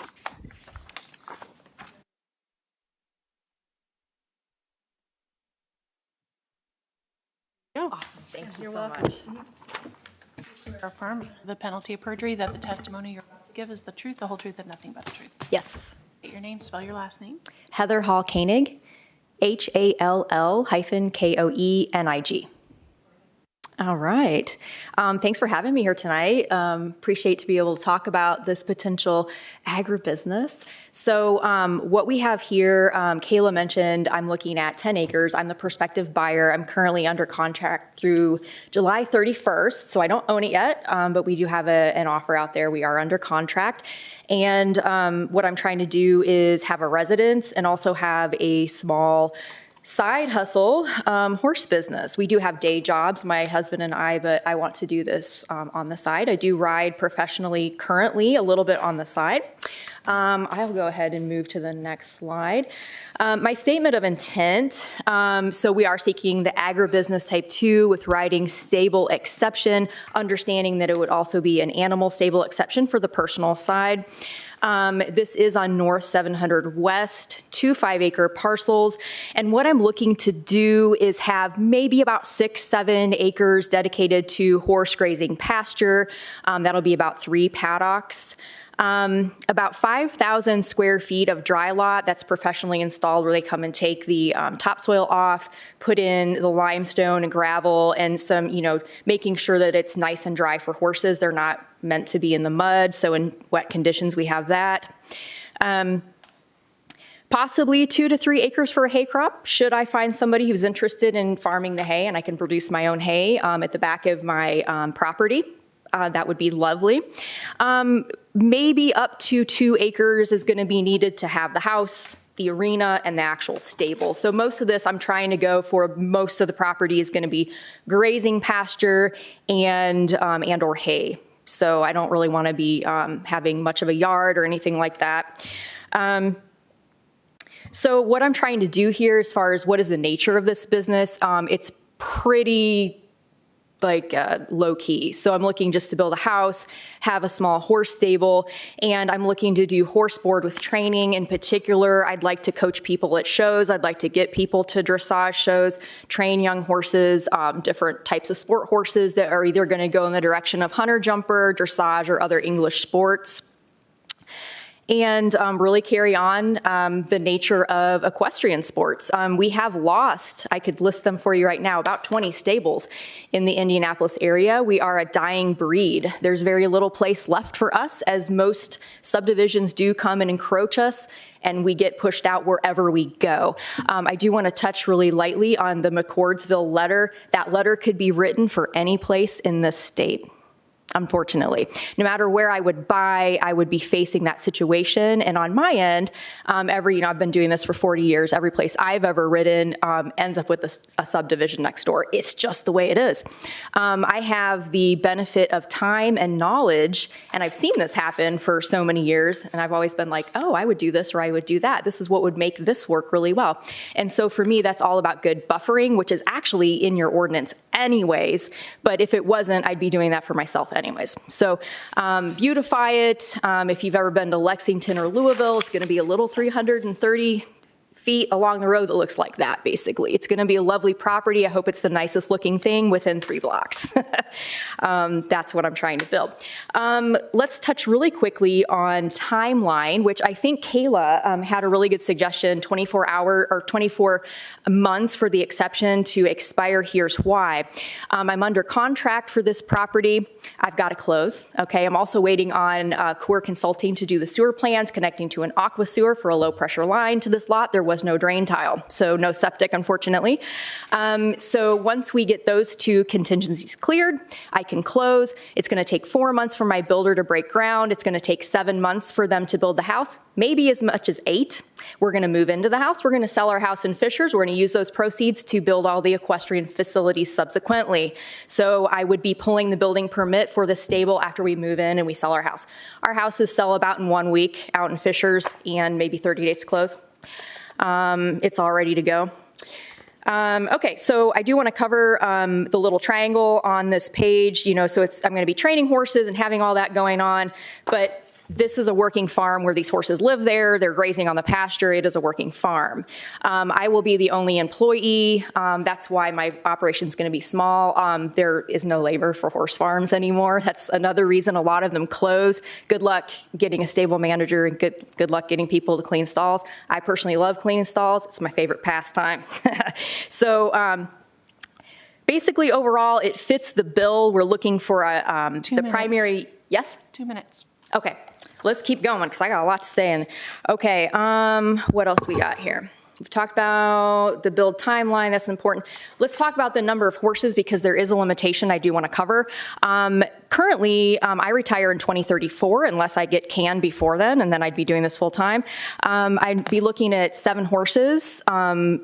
By 2034 potentially, and maybe 2 to 3 of my own horses, maybe 4 to 5 horses owned by clients, amateur adults, amateur young riders, whatever it may be, horses in for training. I'm looking at probably 2 to 4 horses between 2027 and 2033. I do want to address real quick that I do have a concern about the limit for me. 7 horses as a limit when I'm investing 7 figures into this property. I would like a little bit of buffer so I have some room to grow. It is a business and it may want to grow a little. I'm not talking about a lot, a little bit, but 7 horses on 10 acres would be the biggest limit I've ever seen. 1 minute, okay. Manure management, I've put that on there. I know that's a concern. I do prefer to have it hauled off in a waste bin like waste management. And then if not, then a private hauler to collect and take that off the property. I don't really prefer to spread it. That would only be my third option. So I do plan to have that hauled off. Parking and traffic, don't anticipate much. People that board horses usually come out 0 days a week or 4 days a week, anything in between. My husband and I are the only people that will be living on property, no kids. I work from home, so you won't see my car driving that much. My husband leaves for work and comes home once a day. So you might have a few people that come out and see their horses, but I don't plan to have a lot of traffic because it's my home, so. Other than that, you can see my build plan. You can see kind of this is just an AI rendering of very close to what this is going to look like. It's just a house and a barn. And it's going to have a lot of trees, a lot of evergreens. Time's up. Any questions? Oh, go ahead. I was losing you on the math. Is it 15 horses or 7 total? 7 total by the year 2034. And I probably would have 2 to 4 total before that because I work a full-time job right now. Okay, maximum of 7 horses. Yes, I'm looking at max 7, but I would want to kind of rebut the fact of limiting me to 7, like so that if someday, because this is something I'm going to invest in and be there for 20 years, if I could grow a little or if that's something I could do someday, I would hate to go in with a limit today that's going to last me 20 years. And 7 would be more stringent than I've ever seen any county or city have on 10 acres. I think we talked, when we were talking about this at the Planning Commission, we were a little concerned about trying to limit the animals because that was not, I guess there were other agencies limiting animals, right? The quantity, the number of animals per acre or whatever. Yeah, Johnson County, like, I think they allow you to have like 4 or 5 horses on the first, like, few acres, and then they allow you 1 horse every 5,000 square feet. So 7 on 10 acres is a pretty stringent thing. I'm going to be more stringent than any normal limit's going to be, but 7's pretty stringent. Mm-hmm. I may never exceed 7, but. Well, during the training, will people be bringing in their own horses then? They would have privately owned horses that would be on training board at my facility. So they board there, they live there, the horses live there. So the clients, a typical boarder, which I've been one for 40 years myself, you go out to the stable, maybe you have a 50-minute drive. It's usually not very close. Maybe you go out 1, 2, 4 days a week. Some people just send you the horses and they never come out. It just depends, but that's how it works. Yeah. Couple just questions. The type 2 allows for signage, but it's only directional signage. Were you aware of that? Is that what you anticipated? The signage, the signage at the. Saw at the signage in the application. I've Yes. seen it. But for us, we can only approve directional signage. Is that what you're looking for? Okay, so I'll explain what I was looking for, and it's not anything too critical. I was just looking to hang a shingle out there that, hey, this is HVH Equestrian, you know, so people know it's there and they drive, oh, they can find me on Facebook or something. I mean, everybody's on Facebook now.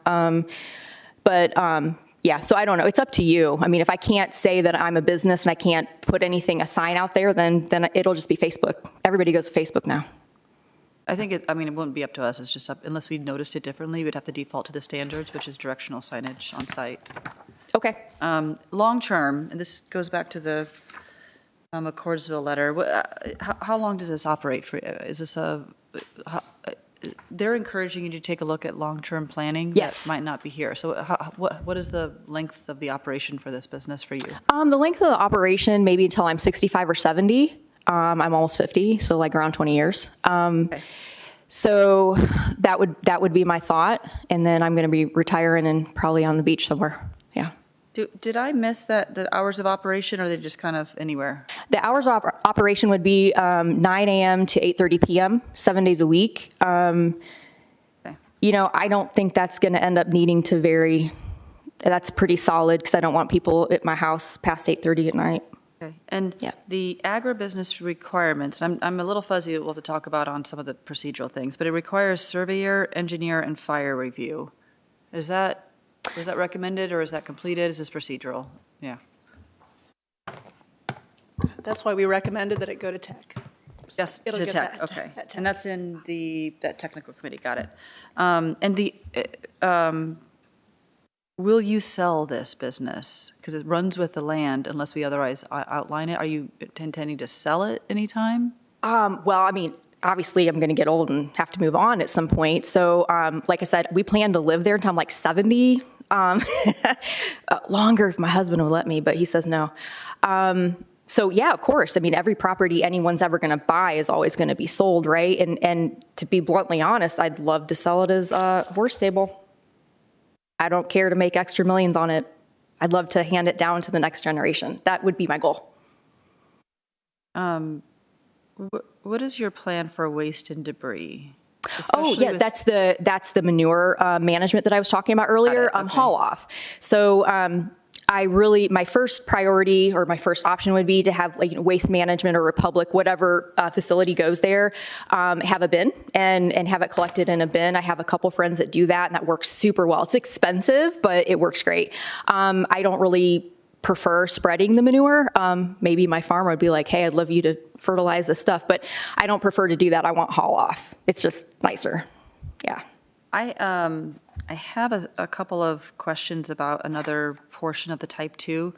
The primary operator of the agribusiness shall be the owner of the land and or have legal control of the land owned or rented. So you're under contract. Is this a contingency in your contract? Yes, we have two contingencies. Number one, that you guys approve this. Otherwise, there's no need for me to buy it. That's number one contingency for me to close. The second one is approval of sewer plans. We can only approve this for the owner of the property. So We have a consent form. But they would have to be the petitioner. They would have to be the petitioner. I've been advised otherwise. Okay, happy to have just a question of mine. So.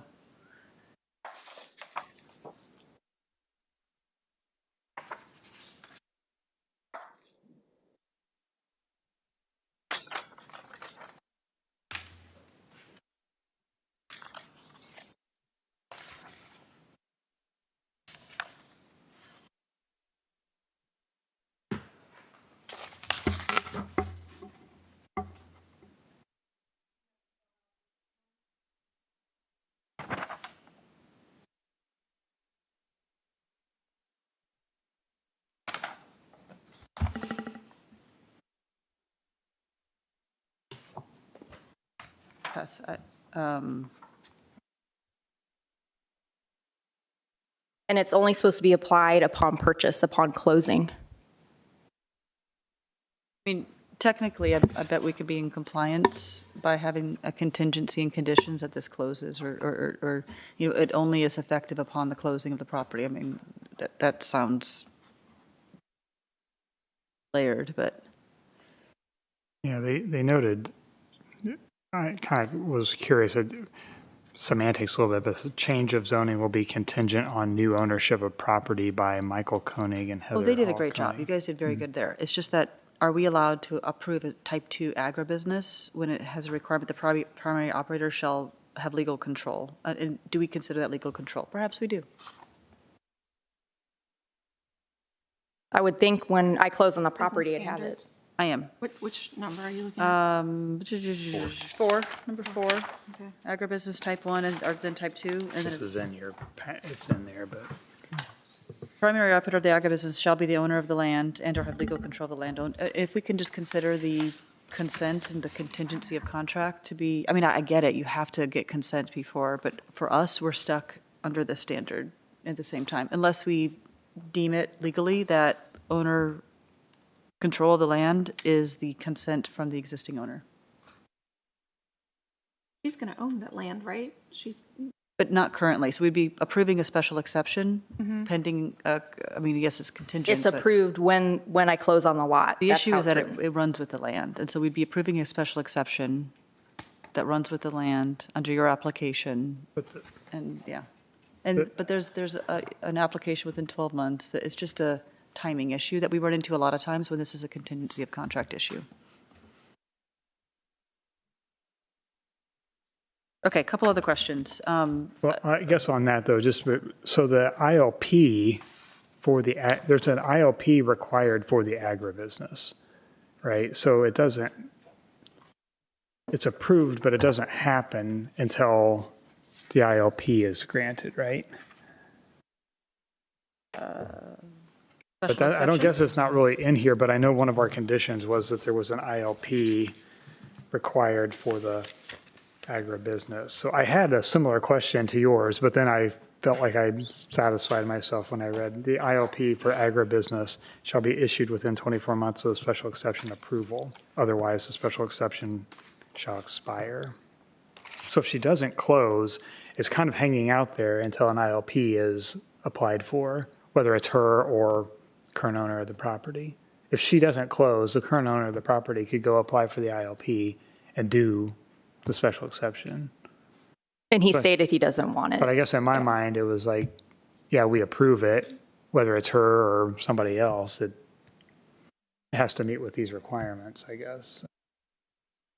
I mean, I get your point. It needs to be tidy, but that's how I kind of rectified it in my mind. So. It's just, yeah, and clarify the home occupation interface here. I'm just, because I got a bunch of statements about it. I'm just, no home occupation, because there's no, the primary utilization needs to be for agribusiness, if that's what we're going with. It needs to be for agriculture. And I think that ties into, we just didn't do a rezoning, because, I mean, this is all just, I'm just trying to, like, we didn't do the rezone, but it's agriculture, and it doesn't need home occupation. I'm just, maybe just outline that for me. That was the question. Is she planning on taking the land and making a parcel just for the business, or is that going to be separate from the? We have not even gotten that far, at least not in my office. Because I know some others that we've dealt with before, they have required that to be its own parcel. If she does combine it, it'll be more than 10 acres, and then it won't go through my office. She'll just get it recorded upstairs. If she has to do a subdivision to divide the lines, then it becomes a minor subdivision. It will come through my office as a minor sub, but we can deal with that down the road. I would mention the home occupation supplemental questionnaire. She's filled that out, but that's just a helpful document we find in a lot of cases where we have use like this. It has good questions on it, so ignore the home occupation wording. I guess I get the, I'm just, there's a home on site, there's an agribusiness on site, we're not parceling, and we just have we have a determination from our planning director that a home occupation is not required in this situation, is that what we're saying? Okay. Okay. Would reason that out as that typically a home is a part of a working farm, kind of the basis of this agribusiness. What's the definition of, what's a stable? Is it the building, or is it the stalls in the? Any structure structure with, well, animal stables, that's the personal use. Are you looking at the commercial use? Well, I'm just curious because in one place we're using singular stable, and then the other we're using stables. So does that mean multiple buildings, or is that the stalls within the building? How many buildings are we allowing, just to be clear? There's only a limitation on mini barns. So animal stables are defined as the use of structures with stalls or compartments and or land where animals, including dogs and cats, are sheltered in. So it's the land and barn. That's for personal use. The riding stable use that goes up to agribusiness is commercially is like a boarding riding facility. So for the first one, we're using the word stable singular to mean the commercial stable, and for the second special exception, we're using stables to mean the land and, okay, so we want to use a plural word there, okay. Does this property have an address yet? Okay. It did have an address. It was the 54. They put 54, I think, 100 in there. It doesn't have an address, Oh, it but they were doesn't trying have to an address yet. approximate, I believe. Okay, it's in Yeah. McCordsville though, right? And their mailing Well, address, it's mailing address? Yeah. Yes, it's the McCordsville address. Yeah. Gotcha.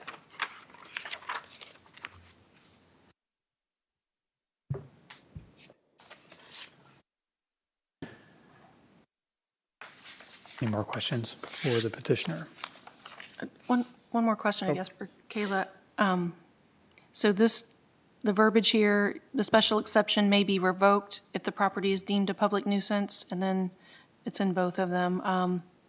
See, the BZA reserves the right to revoke the special exception. Did you want to allow a future BZA to modify? Yes, let's add that back in. Okay. And I do have a couple questions, if I could, about the limitation, because I just saw them today with the staff report that was added, if that's okay. Would you mind if, I actually forgot to present the last page of the Oh, staff yeah. report. I'm going to just present that real quick. Yeah. That should clear some things up.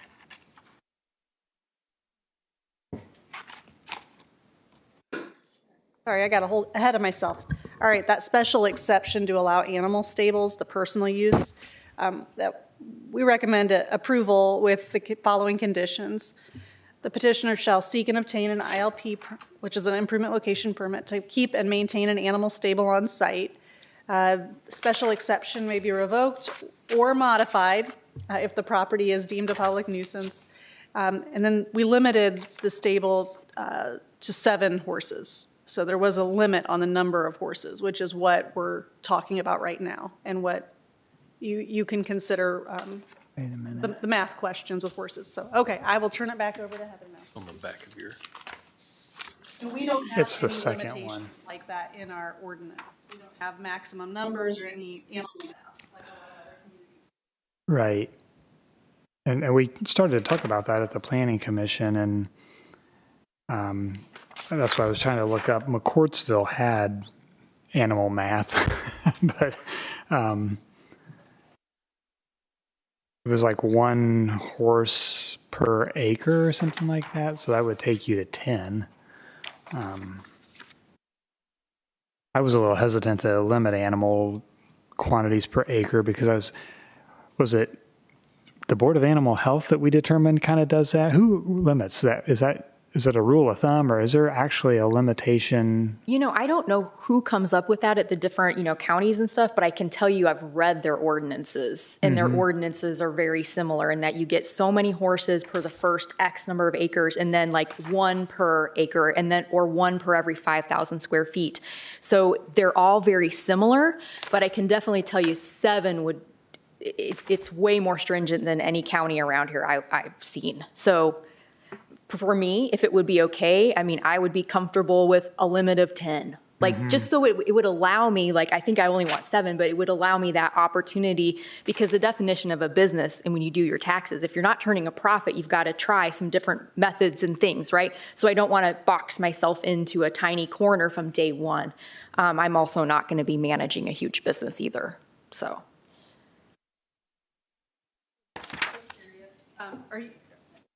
Are you saying then that you'd be comfortable limiting the number of horses on the property between both the boarding facility and your personal? Yes. Okay. Yep. I think that's reasonable. Yep. I did have one question.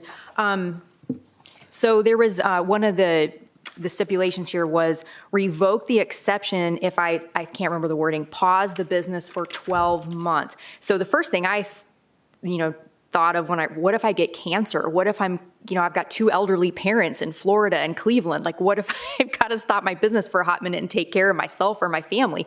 Would I lose, I invest this 7 figures and lose the whole exception? Like, that didn't resonate with me. I don't know what the purpose, what is the origin of that ordinance or the origin of that requirement for you? Why would you do that to me? There's a lot of special exceptions. We have this conversation, and that's what's available to us in our ordinances. We wouldn't, it's just what's available What is to the us. citation? Where does that come from? So typically, it allows for us to reevaluate the appropriateness of this use on this site. If it gets abandoned for more than 12 months, basically, it becomes a non-conforming, not a legal non-conforming use, just straight up non-conforming. It would have to come back again for review if you want. Okay, so if I paid my LLC and I still have my LLC going and I'm in cancer treatment or something, are we okay? Or if we're still there at the property and it's all taken care of? Yeah, so what we have right now is if you stop utilizing it as a stable, then that use goes away. But okay, yeah. So what you could do is ask the board for a different number of months, if that would work better for you. Mm-hmm. Or you could accept that if that use were to be abandoned for at least 12 months, you have to come back and ask for permission again. Okay. And I would think if I got cancer or my family needed me elder care, which is what most of us do these days, we got to take care of our parents. I would assume I would be raising my hand and letting you guys know. I'm pausing for a second. I'm just looking to cover myself. I can't imagine it would ever happen, but you know what I'm saying? Like, life happens. Like, what if I get sick? Or what if I fall off the horse and I've broken bones? You know what I'm saying? It's a dangerous sport. So I was just curious the nature of that. Yeah. So, if that's what it is, you guys would know right away I'm in the hospital. I guess I think the spirit of that is more that if you kind of start doing something else there, this agribusiness or, this expires. Sure. Yeah. So, and I think you would deliberately be doing something else and you would be okay with the fact that it's expiring. I think it's the spirit of it. Okay. Turning it into a car garage or something. Yeah. If you're still residing there, I don't think that anybody's going to care that your customers are not going there anymore, but if, it's dilapidated and, you're not there or whatever, then you disappear. Right. Abandoned property or something. Sure. It would expire. Yeah. You're not showing up and paying your fees or whatever, then everything gets a clean slate and we can do something different later. Yeah. That makes sense. Because the LLC, in those dire circumstances would always be current, right? So. Yeah. Yeah. If you were to sell the land anyways, this would help that expire since there would not actually be a business there anymore. Yeah. So the special exception wouldn't apply to whoever the landowners were post you being there. Okay, gotcha. Let's see, one other thing. Okay, so I did get a little bit more information hearing this about the tech board because that's a requirement I wasn't tracking at all and it's not in my contingencies of this offer. So I don't know what that is going to take to get through because obviously I can't, if the tech board didn't approve, I can't buy it. Just to clarify, the technical committee sits up here and typically just reviews your plans for construction.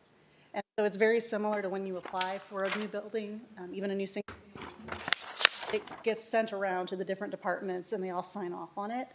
At tech committee, that just happens in front of you and in a public meeting. Okay. So you can watch some of those on YouTube.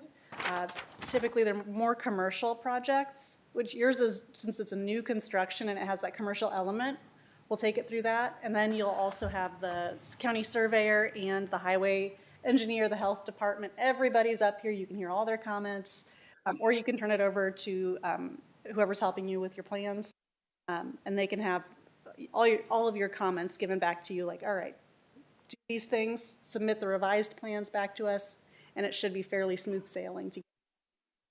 Can I say, though, that that's not the way that our agribusiness reads? Because it says that the board shall consider the proposal when considering the proposal, we should have recommendations from the surveyor, county attorney, or the county highway and fire department. It's not about the permit of, it's when we get the proposal for the agribusiness. Is that true? Would you like this to come back to BZA after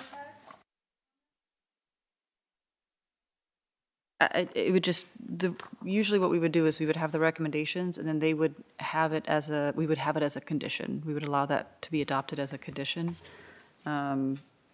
I think it's just a timing issue. It's not for permitting, it's for approval of the agribusiness operation.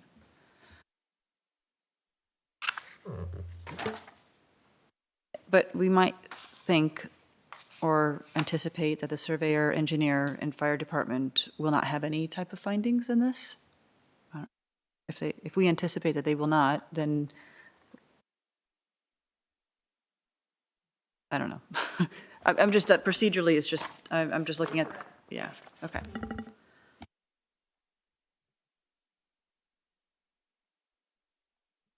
Okay, maybe I'll ask, are you okay with all the other, any other questions on the conditions? No, I don't think any other questions. I think the main one was just the number of horses and, yeah.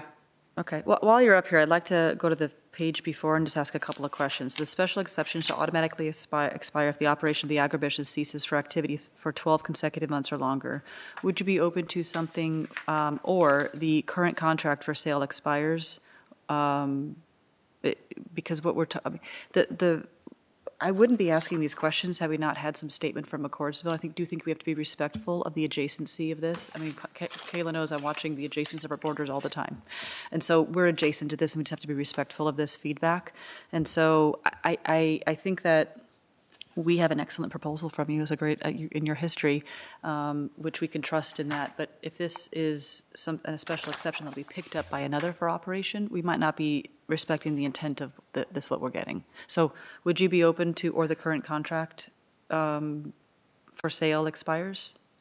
So can you repeat that last part? Would I be open to? The special exception, if we grant it today, will expire if you cease to operate for 12 months or longer, or if the current contract for sale expires. Right. So you're saying if I don't close on the property, that this doesn't transfer to someone else? Correct. Yes, that's fine. Yeah. Okay. All right. It's a good idea, yeah. Okay. And then the second one, if BZA reserves the right to revoke or modify the special exception at a public hearing if the activity is deemed a public nuisance. Since we do have statements from McCordsville or upon request by authorities, I think this public nuisance is a pretty wide term that's available to us in our ordinance. I would default we would open it up to it's a risk to put this in under special exception. I mean, there's other procedures to do this, to get this with more staying power. You're going with the special exception way. And so we would just allow and recognize the fact that there's an adjacent jurisdiction who has concerns, and so they can come in and ask to modify or revoke as well. I think they could do it anyways under public nuisance, but we're just very clear. We're being very clear to you that is a risk. Right, okay. and for me, the definition of what a public nuisance is, that's a question for me. Is it just somebody who just doesn't like horses and I don't like the horses over there and I'm just gonna just complain? Or, you know what I'm saying? Like I can't imagine a horse stable being a nuisance. Like I'm trying to figure out what ways would that happen? So the statements from McCordsville were very clear about what they would consider a nuisance in the fourth paragraph. Normal neighborhood activities they would probably consider a nuisance. Children playing near the fence lines, balls or toys entering the pasture areas that are in use, neighbors hosting gatherings.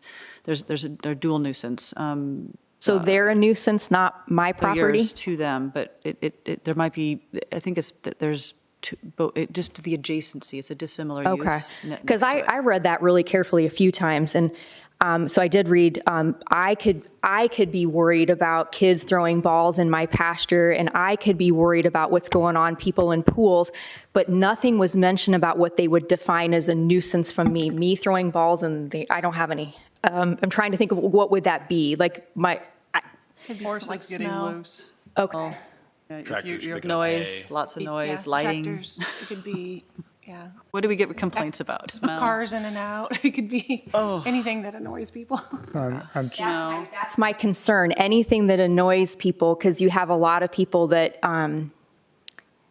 anything annoys them at all. Saying it would hold up, but I mean, anybody could raise that, you know. Right, Especially as it expands, right? I mean, if you have 2,000 people that live around your farm, right, and you're in the center of that, people are going to complain about if somebody's coming to pick up hay and harvest that regularly, and they're there in the summer. And I think what McCordsville is trying to say is that's going to happen, and they want you to consider that before you make, as you were saying, a 7-figure investment into that property, because it may not make you happy in the long run being there for that period of time if that continues to happen, because you don't want to have to come here constantly and be in front of this. Which is unfortunately for equestrians, it's unfortunately the circumstance anywhere, because I'm not aware of any horse districts or any places I could buy that are protected long-term. We're losing our agriculture, and unfortunately, I kind of face this anywhere I would buy.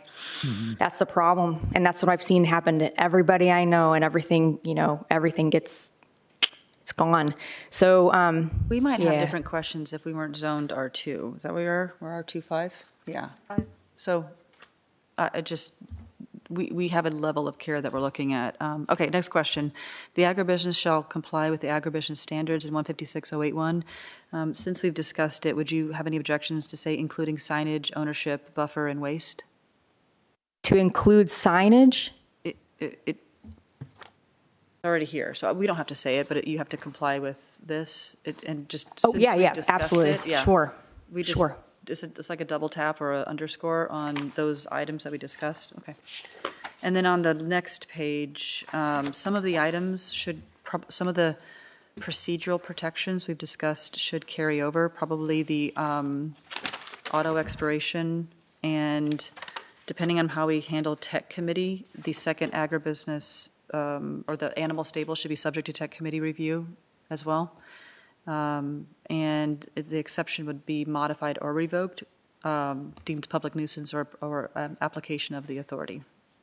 I think, are you okay with those items that we discussed on the previous carrying over? Okay, thank you.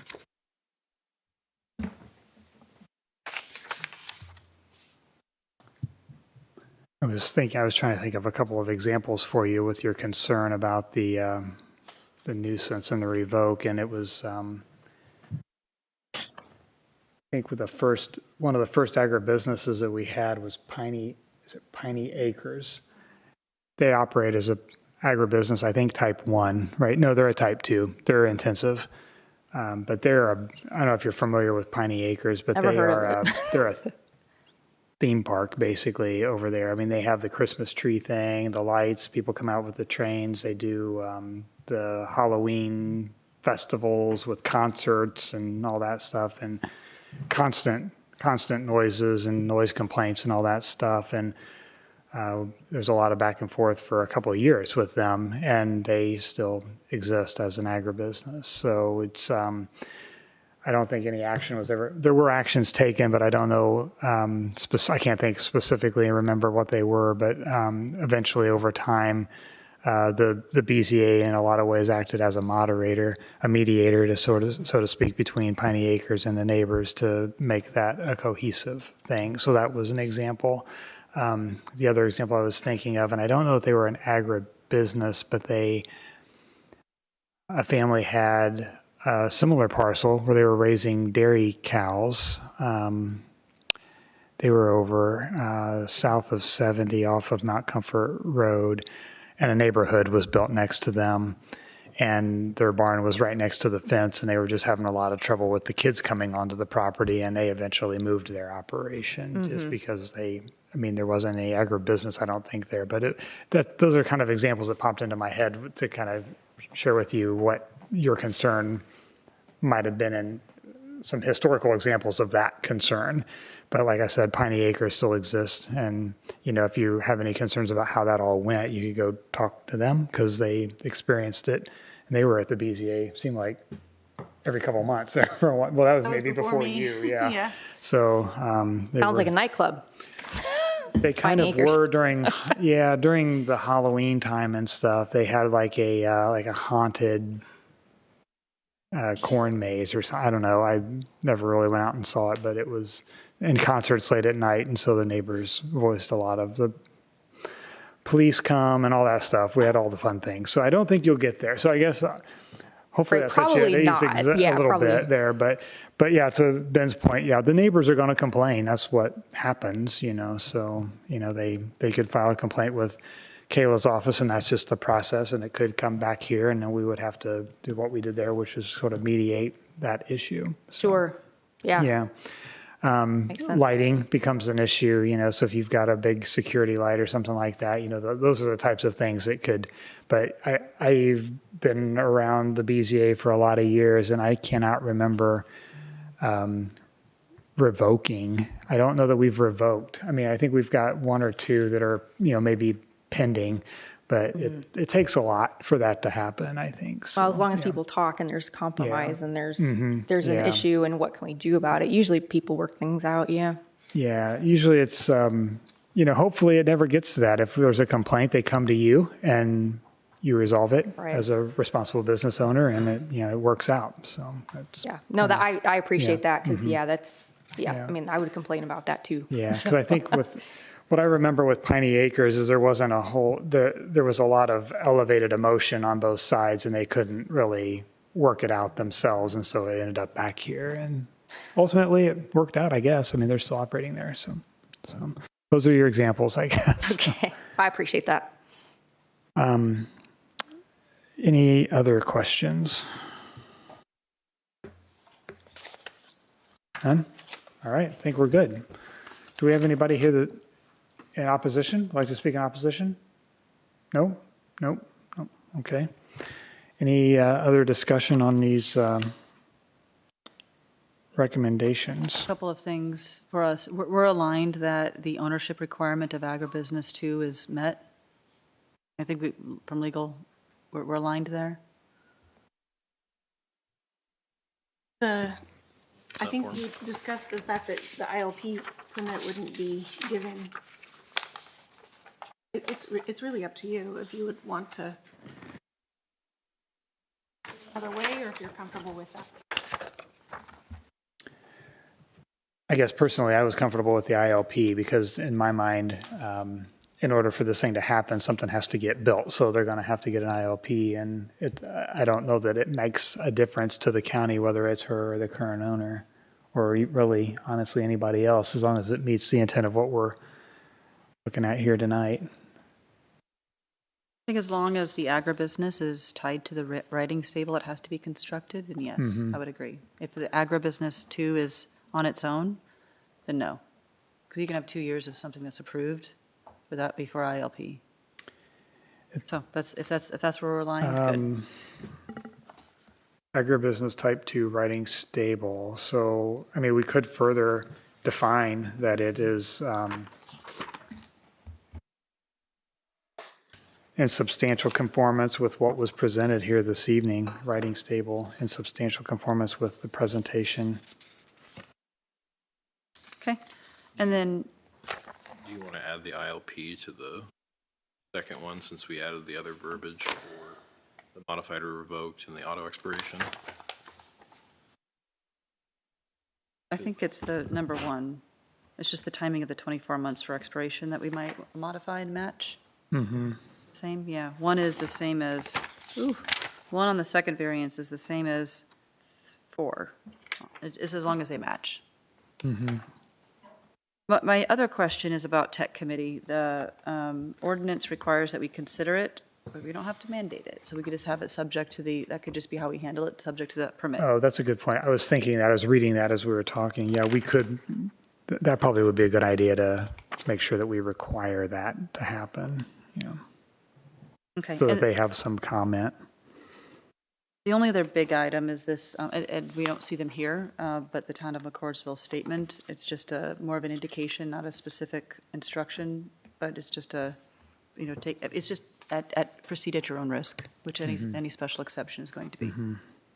And earlier, Lacey, you brought up the language that says the board shall also consider comments regarding the proposal from the county surveyor, county highway engineer, and local fire department. How did you come down on, how is the board coming down on Oh, that? shoot, I didn't see the shall. Darn it. I wasn't going to ignore it. I was going to say handle it with the permit, but it's for the proposal. I didn't see the shall. Thank you, council. We haven't heard from them at this point to make your decision. We don't have input from those entities. But those entities will be part of the ILP review, though, right? So if the ILP is not obtained, That's not coming back here. That's the problem. The board, it says the board.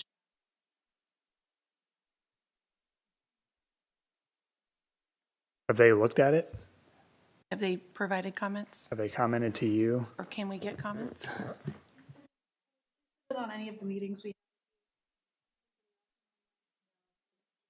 And you and Dennis? No, we have not gotten comments from the other department heads on this at this point. Like that. Shall also I consider. did see the shell. Would want to get.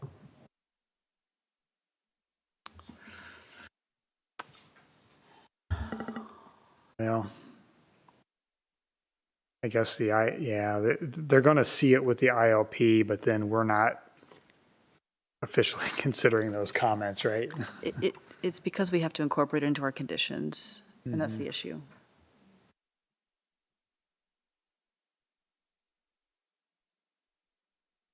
The only real way to do that would be to just to continue and get those and bring it back with those, right? I mean, we can't really very well approve this contingent on us seeing those next month and liking them.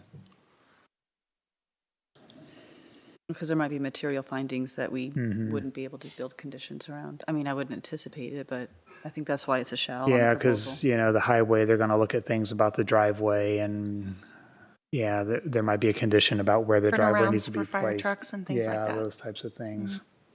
Especially with customers and clients on site. Yeah, it's, Okay. well, maybe we should do that.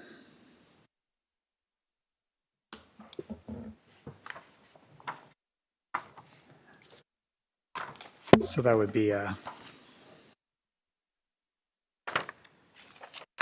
we may need a motion to continue this for next month, then to consider the comments of the highway survey and All right, fire motion department. to continue to the June meeting, assuming that we can collect the comments from county surveyor, county highway engineer, and the local fire department as required in the agribusiness 2 ordinance. I have a question.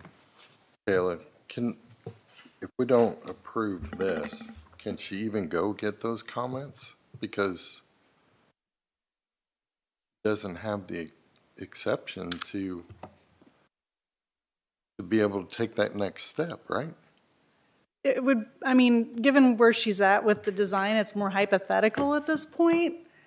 That's where I guess it makes more sense to me for it to go through technical review once she has a set of plans that she can actually show the departments to say, hey, here's what's actually getting built. I guess another option tonight would be to approve one of the special exceptions and continue the other at least, just to give them some way to move forward with it. But yeah, it's difficult without her having the approval for the general use to know what those departments are going to say, except for very general things. What if we required, as a condition of approval this evening, required development plan approval? So then she would have to create a preliminary plan and get development plan approval through your office. That could come back here, correct? Would that be an avenue to get it back here? And then we could revoke it if we didn't like the findings? I'm okay with that. Is Rhonda, are you, does that wording? Go back to the law again and read Okay. what it. I'm trying to think. We've required development plan approval on things before, and that was an avenue to get the project further along, to take a closer look at it. So the approval contingent upon development plan approval, I think, is how we worded that. it could go back here then at the time that she does apply for that ILP also. It's a full development plan review. So once it gets onto that technical committee agenda, it also comes back here. We could go with that. Because that gives her a little time to get her plans together. I'm just thinking. I wouldn't close. I wouldn't, this is a Yeah. contingency of contract, there's a PSA and there's a timeframe. If we don't know I mean, I just don't think that's a great, I wouldn't, if I'm in a business and I'm advising a client, those are some pretty material changes that might occur. Well, that's what I'm thinking. It's like, I just wonder if, development plan, that's kind of far along type. I was spending some money on plans probably. I'm just trying to think, how do you get to Scott's point? How do you get in front of these department heads to get the input? I know like sometimes with projects, you'll send them around and get sort of preliminary comments. Maybe that's what we're looking for. I would think that our file would probably want to have a letter from each one of those mentioned in this, just say what their feedback is. Just check the boxes that they've looked at it initially, just their initial comments with what they can tell us so far. Yeah. That we have that paper trail, the surveyor, county highway engineer, and fire department. There's nothing to stop somebody from requesting preliminary feedback from any of those departments on a hypothetical project. Right. So, I think you run the risk of, should it get built and then the fire department finds out this is a real problem, we can't properly serve that children are at risk, and better to know that on the front end and what they have to say. At least give them awareness of. You wouldn't know all that in the beginning, though. You would have to pass through all that. Regardless, we are shackled with language in an ordinance that says what we shall. I don't, procedurally, that's why I think we have to anticipate these types, like procedurally, this doesn't match the way we have procedures now, is the issue. If you don't follow what we have in place, there could be a potential lawsuit that there was a fire and that it didn't get put out correctly, and that had we known that this should have never been built, right? And then we find out we didn't follow the ordinance, it opens it up to litigation. So. yeah, I'm trying to imagine what, if she were to give this packet to those department heads and let them review it and comment. This is a very thorough packet, and I think that highway could look at it and make comments about driveways and sight lines and things like that. I think the fire department might have comments about the structures, maybe, it's like, maybe I've seen them comment before that they want to see a construction design release on structures and things like that through the state, so we could maybe see some, those would be some of the types of comments that I think I could imagine happening. The surveyor is probably going to be perfectly fine with everything from a septic perspective, or is this was a sewer? Drainage. Sewer. Yeah, Proposed sewer. but drainage wise, I think they're going to be fine with everything, so. It's not messing up her, is it? I think you should follow what it says in the ordinance, but it's not changing her time frame at all, is it? You have until, is it July that you're? Yeah, so I am under contract until July 31st to Okay. clear the sewer contingency. And So we could continue, Month, and there's not, have her send this to those three department heads, get letters like you said, and I for think the that would be file. prudent. Yeah, I think that would probably be, I renew my open motion.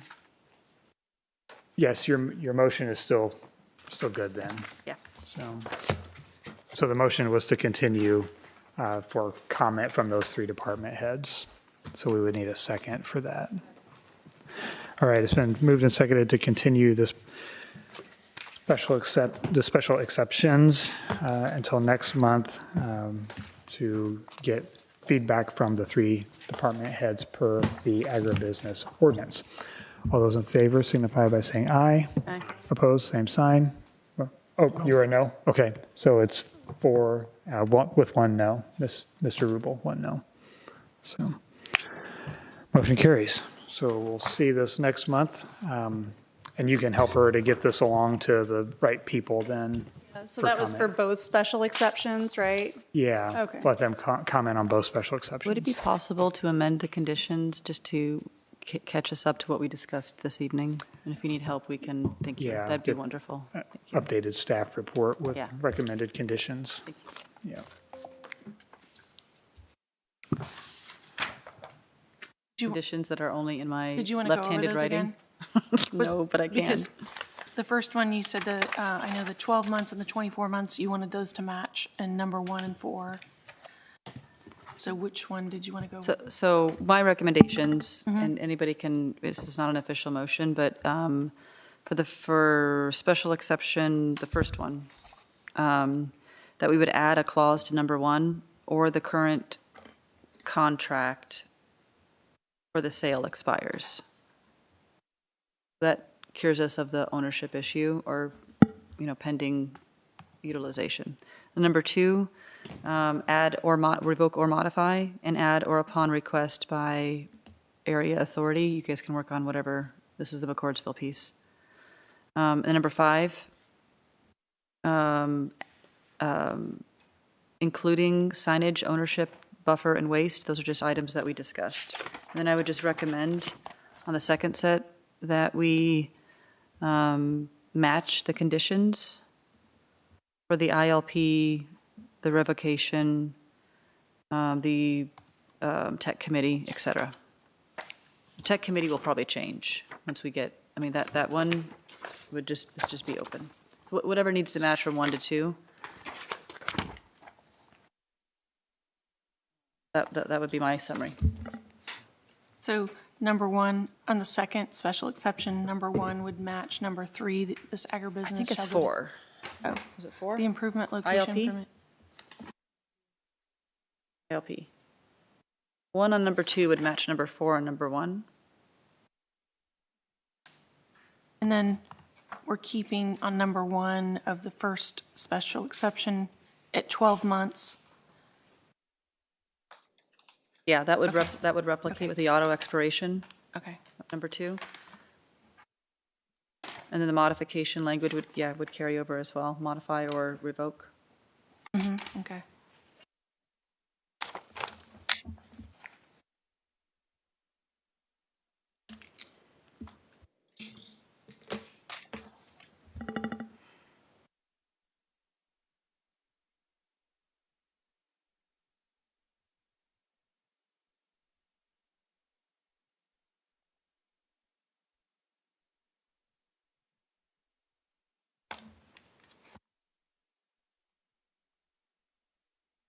Giving them a minute to type everything in. You're all good? Do you want me to read them all back or anything? Or- I think we're good, yeah. Okay, yep. All right, was that all of them? Okay, other business. We have no other business. The planning commission did approve or made a recommendation on the, on other business. We did have the planning commission recommended approval to the Board of Commissioners for the new fee schedule, and that new fee schedule had the violations updated. Zoning violation fees were updated to per day, not just per incident. So that was a significant change on BCA side of the fines, I guess. And then zoning violation reports, Dennis sent those in email. Did you want to review those?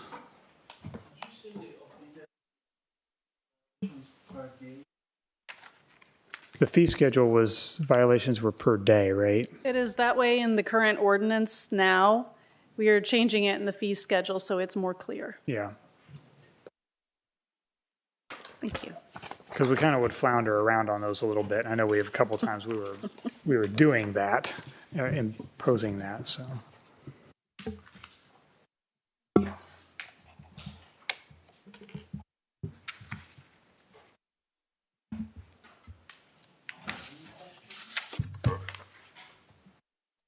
was one that I did have a question on.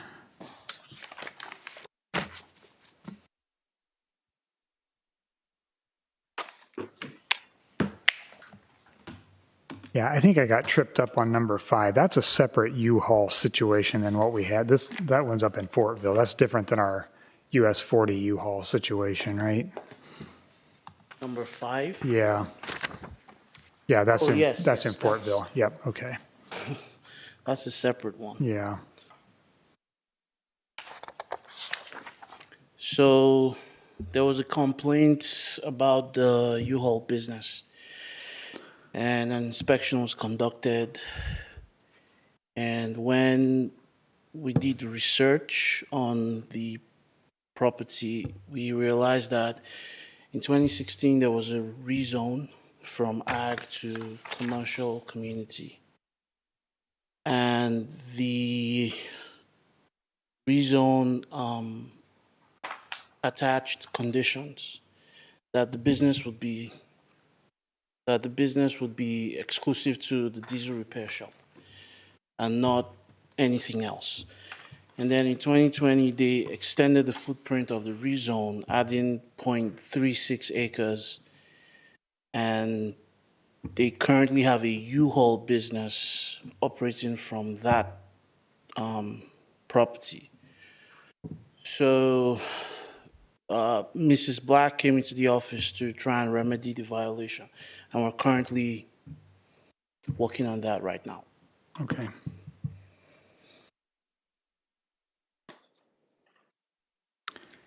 Looks like number 6, you're getting close on. Interestingly, he has applied for a building permit, so Okay. that violation will be closed.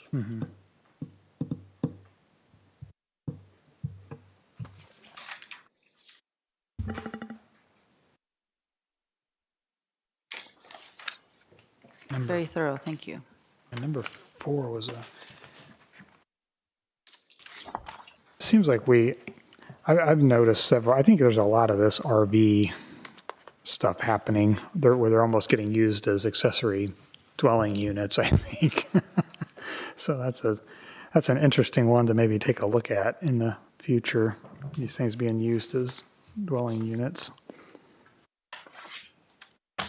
The issue with those, I guess, it's where it's different, right, Kayla? I mean, it's it's the sanitary sewer piece of it, right? It's the health department issue of people staying long-term in RVs on their properties.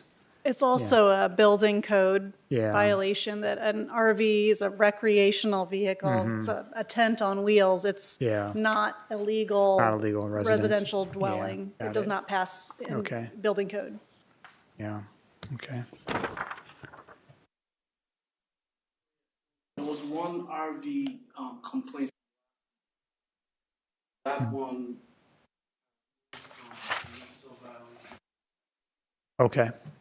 Okay. Somebody camping in your neighborhood? No. All right, that's it. Want to adjourn? Hang out? Talk about anything? Been patiently awaited. Did you have? With me. Nothing, okay. Oh, okay. Oh, he's a person. Okay, He great. came by to watch, see if he really wanted. Oh, Oh, Scared this the was last kind of a one off, so- tough night then, so. Yeah. Well, we're a little tough this evening, but we're just trying to get better, so. motion to adjourn? Motion to. Seconded? Second. All those in favor, signify by saying aye. Aye. Same sign. Motion carries. Thanks, guys.